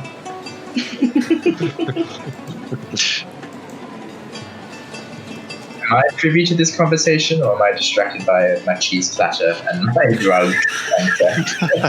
That's entirely up to you. Like, it's literally, what would your character do? Like, if your character is just like, I'm getting cheese and meat and sausage,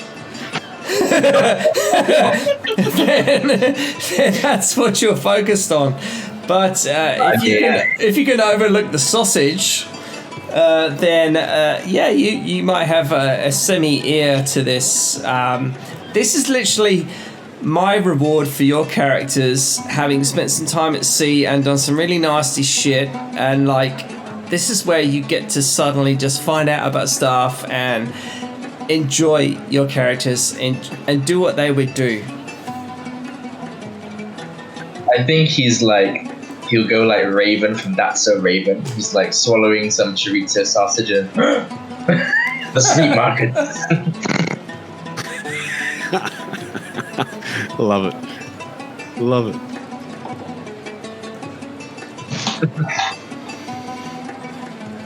And he'll like push off the guy on his lap, but politely, like apologetically, like, "I'm so sorry, I will be right back." Chuck a gold coin in his, in that guy's shorts. And then, take a slab of cheese to go, and then go find Duval, in the direction of where he heard the sleep markets being mentioned. But yeah, Duval, even though he's got plenty of reason to let loose and enjoy, he can't help but hold on to that kind of, not professionalism, but he still has his eyes on the prize. He's curious now, and at the mention of the markets, he kind of smirks. He hasn't smiled a lot in the last couple of days, but it's starting to come back. But he just mutters something about, "I think I have a personal vendetta to attend to with this one as well." Oh, so our interests align then. I mean, Dorful's been quite enjoying his time with the Baron and, going hard and experiencing what that has to offer. And then he's just going to kind of wander up and follow Duval as well, because that seems like something that needs to be done. Currently, Duval is laid back on a chair with Amarth laying on top of him. Oh boy. Well, Duval went smoking with the Baron, and we just were like, "Yeah, that's pretty tough," and then just walked away.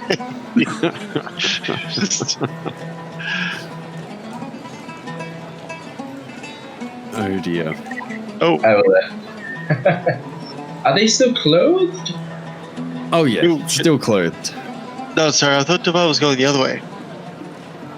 That was my mistake. We're not on this map anymore. We've gone into Speakeasy. Yeah. So you're there, but you're not really there. Like, you've dropped into, like, I'm not gonna give you a map of the Speakeasy because you just dropped in. Not necessary. I go, I apologize for barging in, but somebody mentioned the night market. Duval, you remember that sign? I remember it well. No, please, come and join us. I think we have a vested interest in seeing this one through, but as he turns towards Amath back and kind of pats or traces one of the horns with his finger, so I think we would have more alignment with the right amount of gold as well.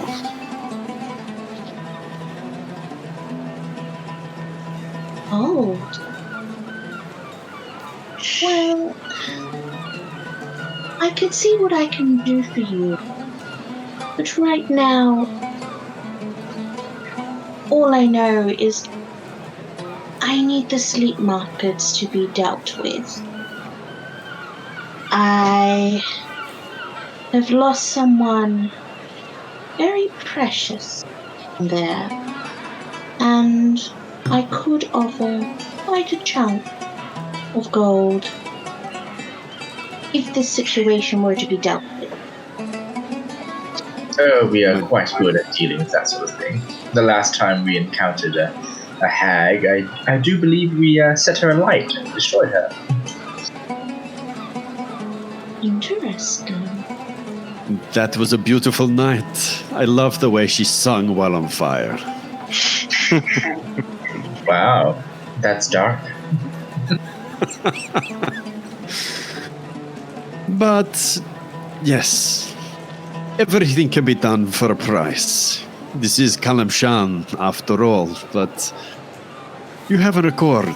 Let's talk a little further once my friends are back with their vices, but I think we can come to an accord. That's excellent. So basically, you guys get to literally do what all sailors want to do the minute they set one foot on dry land, and that is to explore and enjoy their pleasures of the flesh. So whatever your character might find the most enjoyable, that is what they get to do. So I won't pry, but I can imagine. I know your characters enough to know what they might enjoy. And yeah, this is the den, the closest den in which you get to enjoy it in. I'm happy to carry on. I mean, I'm fueled by alcohol now, so just tell me when to stop. Perfect. But so just what would you like to do now? Like, you have a new member who seems to know a fair bit about the place. There is obviously the Motmawana markets, which is suddenly something that never made any sense to any of you until now, until suddenly you're meeting this person. So this one person in all of the place where you're at suddenly just, lets it hammer home. It's up to you what you want to do. Obviously, Rain, you have your agenda. Baron Samedi, in between, dropping off, whatever you want to do. What would you like to do at this stage? Basically, you're all relatively high. You're as high as you like to be. Obviously, those with the high constitution are less high than the ones with the low constitution. Duval, you have done some really good digging, and you've literally managed to forage your way into Amath's breasts.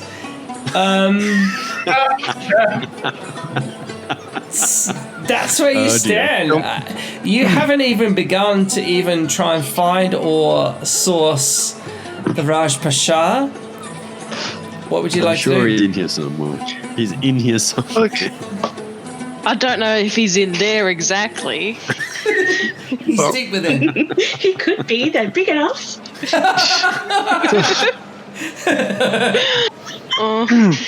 So while all the debauchery is going on and we are meeting new people, Dorfler is going to be using his magical tinkering to be wowing them with creating magical effects.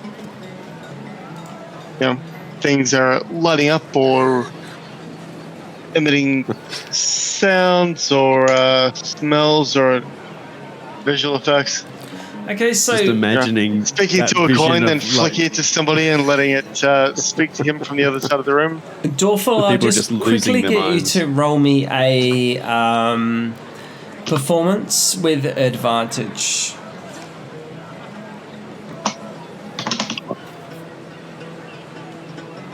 Yeah, with advantage. The other one came out as B. Nope.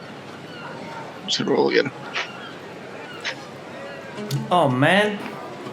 I tell you what, I like the first attempt is not because of your skill.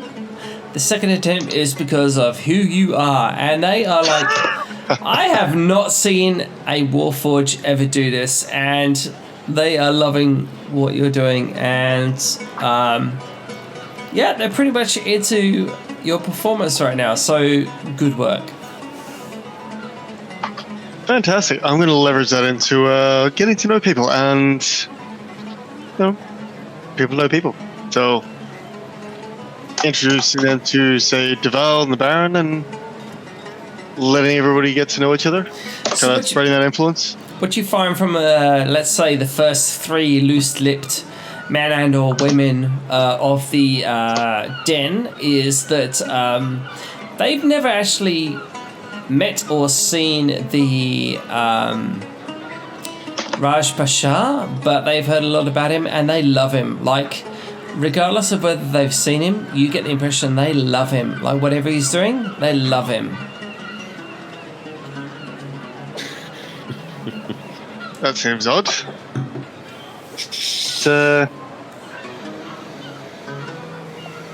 Does it feel like it's induced or genuine? Roll me insight.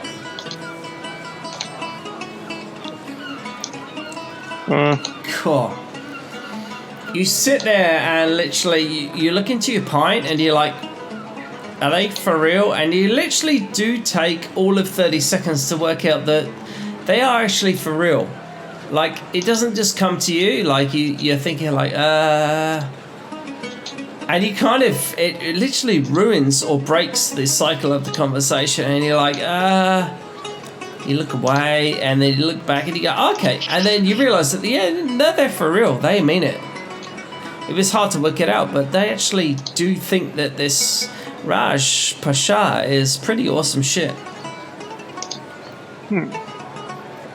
Okay.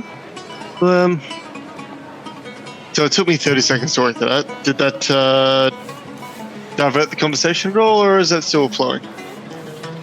That would still be flowing. It'd be awkward, but it's still flowing. Yeah. Can I interject and introduce Baron and Duval and the others into the conversation? Sure thing. So I came into town with these guys. I'm sure they'd love to meet some locals. These guys are a lot of fun. I've spent way too much time with them on the ship, but you know, they're alright.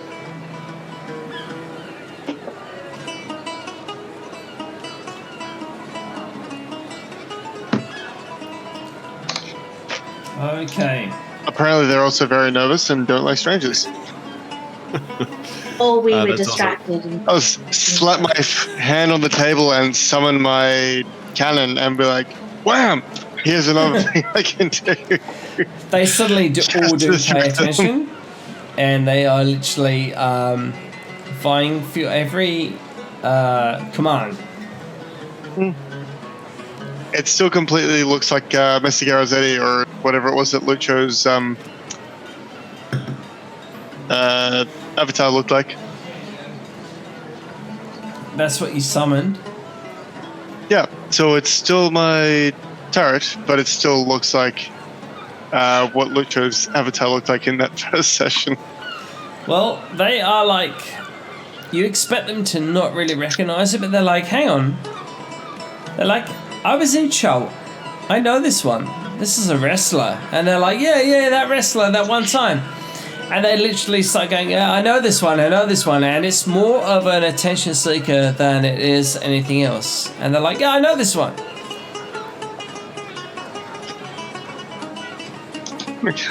Fantastic. I'm gonna look at the others like, help, I've got 8 charisma.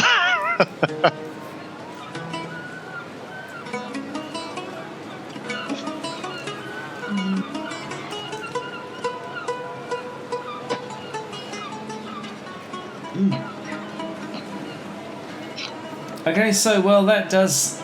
Well, nope, they're. Huh?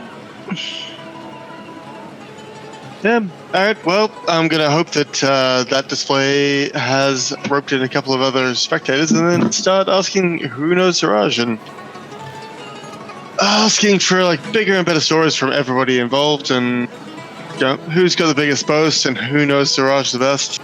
Just finding out who's in the crowd. Who knows Siraj? Siraj. Oh, who knows Siraj? Well, yeah, a lot of people are like, no, I've heard of the Raj, and they would tell you, I've heard of and things, but no one actually says, I know the Raj. He really, from, oh my god, okay, so from that den, you get the impression that not many people have really interacted with the Raj, but he is definitely a presence. So, like, everyone knows him. So when he says, I think everything should be $10, everybody goes, oh, I think this should be $10. But you get the impression that no one's really ever spoken to him or seen him. All right. He's a true genie in the bottle. He really is. Oh, Finn's showing back up. Finn, wow, some people. So yes, you find yourself. I would say that obviously now Cam's gone, which is fair enough. So the problem I've got is the music just keeps playing, like all the atmospherics I've got just keeps playing. So it's like I'll go all night. So you're in the den. That's not a problem. You've all smoked a little bit and you're feeling a little bit wahey. Amarth is quite new to the group, but you know what the great thing about Amarth is, she is new to the group, but she isn't new to the area. So while she stands out, you kind of get the impression that talking to her will help you, but at the same time, if you really stood up for her in a fight, like if it was the people of dhukan wakharab versus Amarth, it might not be so great, but she's great. She's good. Yeah. At this stage, what would you like to do? Like, what are you thinking? In game or in life? Oh, a bit of both. Okay, no, it's getting a bit late now, so like grey cells are turned down, but we can go in game. I've got maps after maps after maps, and I just know exactly where this is going. But if you're getting tired and you just want to do a bit of RP, then I'll close it all down. It'll be just a bit of roleplay or whatever. Happy to have a fight if people are up for it. I'm a night owl, but... Well, like, we're still at a bar. I've been wowing everyone for a while. I've tried to introduce them all to you guys. If that's not working out, we could just have Finn punch one of them. That'll probably kill him, but... Somebody might get handsy. Give them a slap, their head comes off. You're like, oh, fuck, now we're in a bar fight. Quite conscious of not breaking the law, committing murder, because as someone who dabbles in dark arts, you know, you don't want to bring undue attention down on yourself. I know, but it's one of those typical fallouts of having god level strength. Like, no, like level strength that was inappropriate. Oh shit, sorry, that was probably a bit too much. So what you might have or may not have overheard, everyone roll me insight just now. I think I'm good at maybe. Finn. Rushed it. Okay, so Dwarfel and Finn, whilst you are obviously bathing in the enjoyments of the flesh, you're easily able to overhear the conversation between Amarth and Duval, which pertains to the what can I say? The overlooking or negligence or apparent disregard of the Moana sleep markets. Now, I will spell this once and only once. So it's MOP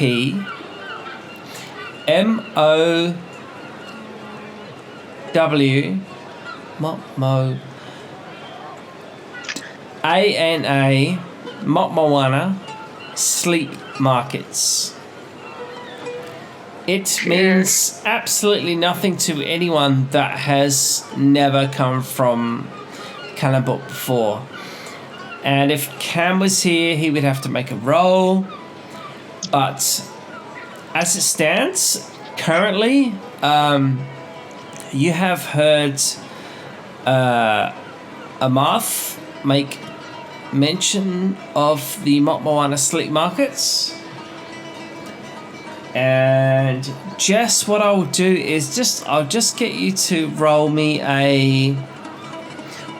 persuasion, just because why not? Not very good. Okay, so from what you guys can overhear, Can I? As the Warforged being quite old, getting lost for quite a long time between wars, can I give it a history check? Yep, go for it. Sick. Oh Jesus. my god! Holy shit! It's so Perfection. good. It's so good that you don't even need to really identify the date or time or when. You just know the Moana sleep markets. So, with that kind of a roll, what I can tell you, and so I have to emphasize this, is what I'm telling you is, you know that the Moana sleep markets is something that is specific to dhukan wakharab. It's literally only something that people talk about in whispers. So if you went up to a merchant or anyone and said, "What do you know about the Moana sleep markets?" You just know it's nothing. So you're doing very well here. Like that is 27 is an amazing, and you are getting this. So you haven't given this to other people. But what you also know is the Moana sleep markets is basically a place that you've heard of in legend, in pubs and stuff or inns, where there is a free trade of souls. So anyone, whether they have a soul, or they own a soul, or they have acquired a soul, or literally any reason, have soul as a commodity, that is a good place that they go to. But when you look around, as a Warforged in this city, try as you might, you would never even know that it's there. Knowledge-wise, you know it's there, but visually, you can't see it. Yep. Do we still have Rain or Wayne listening to the conversation? I would say... Yeah, I imagine so. Because it sounds like Papa, Legba, and Rain would both be very interested in at least knowing that it's going on, even if I can't identify it. So, if they aren't here, then they can't help you, but... It sounds like Rain is. Rain is here. I'm here. Yes. So somebody in the soul trade, I'm just gonna let him know about what's going on with that market. That is concerning. Yes, we, Duval and I, and that Dampier, who we've lost track of. We came Oh, across yeah, that's alright. came across some night hags or some He hags somehow got dinner.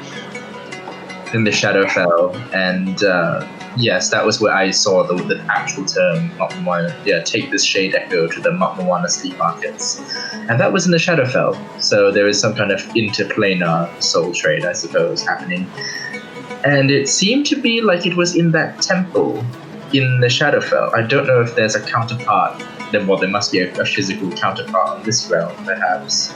But if there is a soul trade, perhaps we should also consult with my colleague who is currently at the necropolis, and he is why I am here.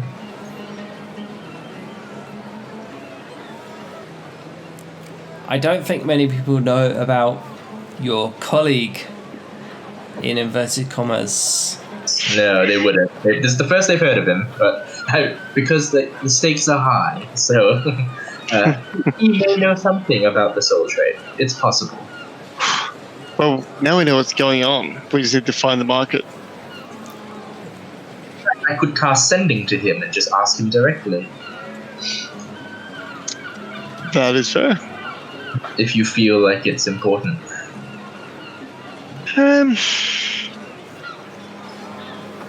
It would probably be helpful. Like, it feels like it'd be significant.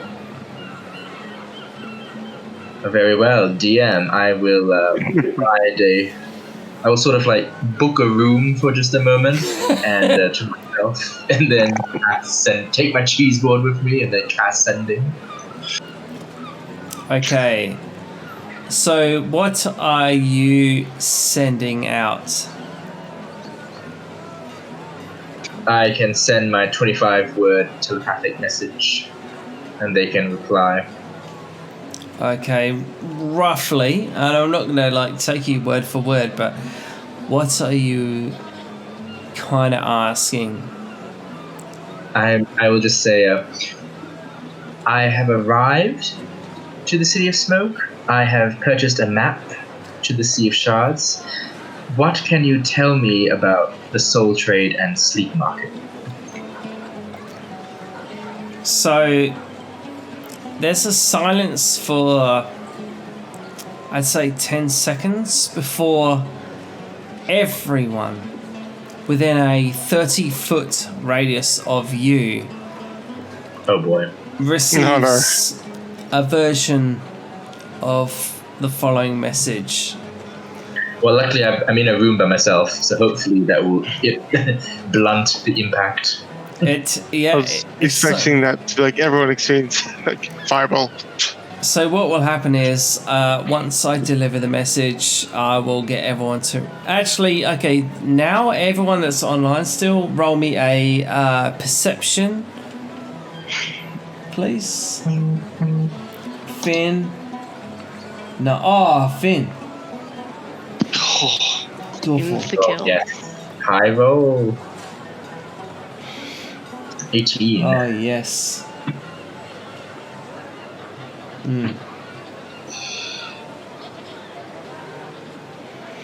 So everyone in the group easily, suddenly, just like you, just whether you're enjoying a cheese board or whether you're, I don't know, pleasuring yourself on some random Hey. person, I don't know, It's like not random. as I had to just dive into Hannah's pleasure board there. That was, I don't know, whatever Hannah's pleasuring herself on.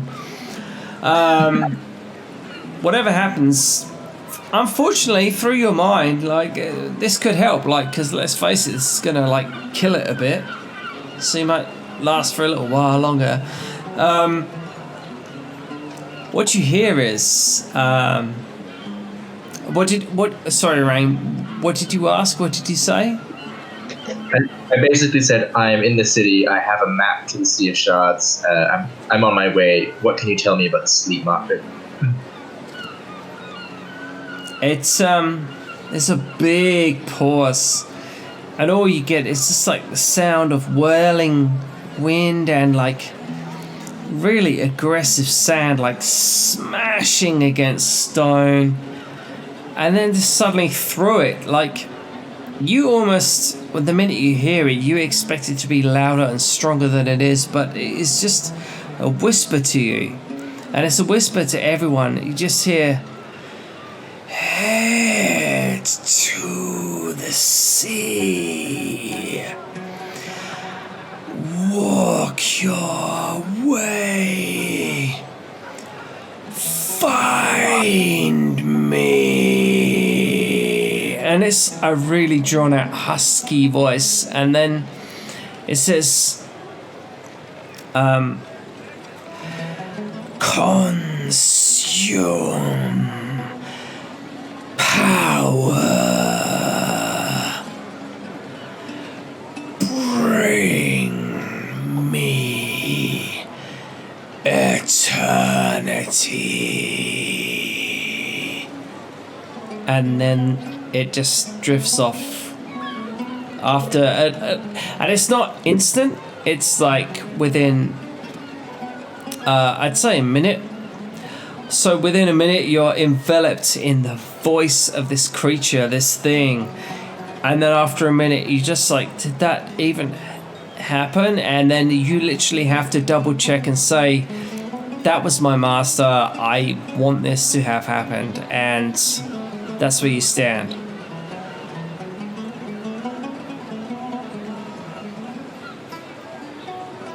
That's your master. It sounds eerily familiar. How so? How could you possibly have met him? I wouldn't have said met. But I feel like I have heard him before. I just can't quite put my finger on where.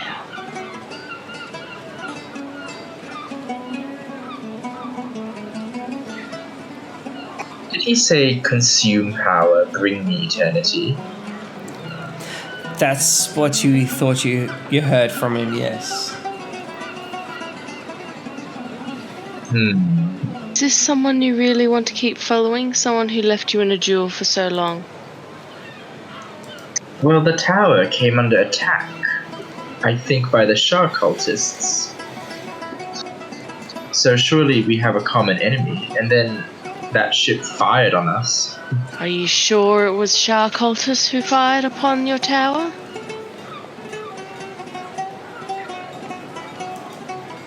I spoke with him once before via my spellcraft, and he didn't sound that. Maybe he needs our help. Help.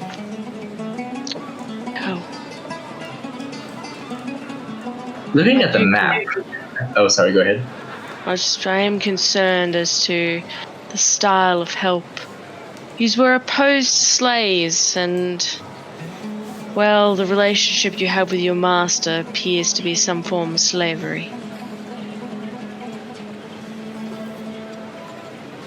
Oh, not at all. It was great fun working for him. My family sent me to a monastery to study to be a priest and cleric of all things, but together we delved into the arcane for years.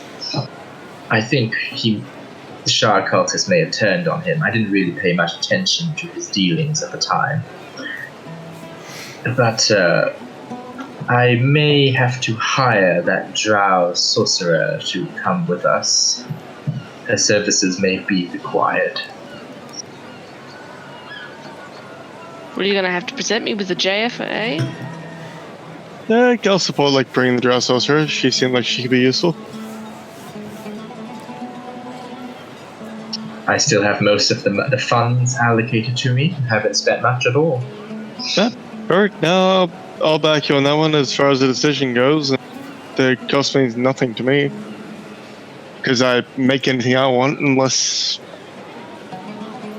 I found a schematic for something more interesting. I think the problem with you making anything you want is just materials in the end, isn't it?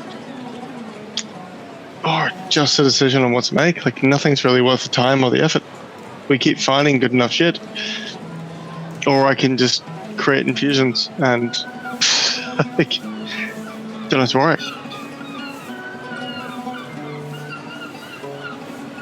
How nice it must be. Yeah, well, the materials are the ones I need for like the really good stuff. But that's now we're getting to the point where I need to sit down with Sai and work out like if I want to build something crazy or like more than uncommon, what do I need to do? Because following the crafting rules, it would take me like 90 years to make a rare item. So Then you better start now. Well, yeah, that won't happen. You need to do a few rolls, and I think we can sort that out. So otherwise, I can stick to uncommon items and just use those to buff everybody else out. At this I actually stage, found from sorry, what?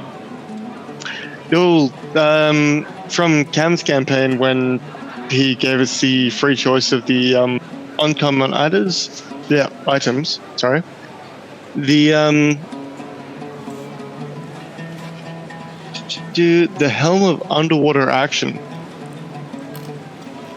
really stood out, which was fairly useful in Cam's campaign, but fucking hell, it'd be useful in this one. Oh yeah. Indeed. If I could make that one, because it's not only night vision, it's also like water breathing, and I think you get a swim speed.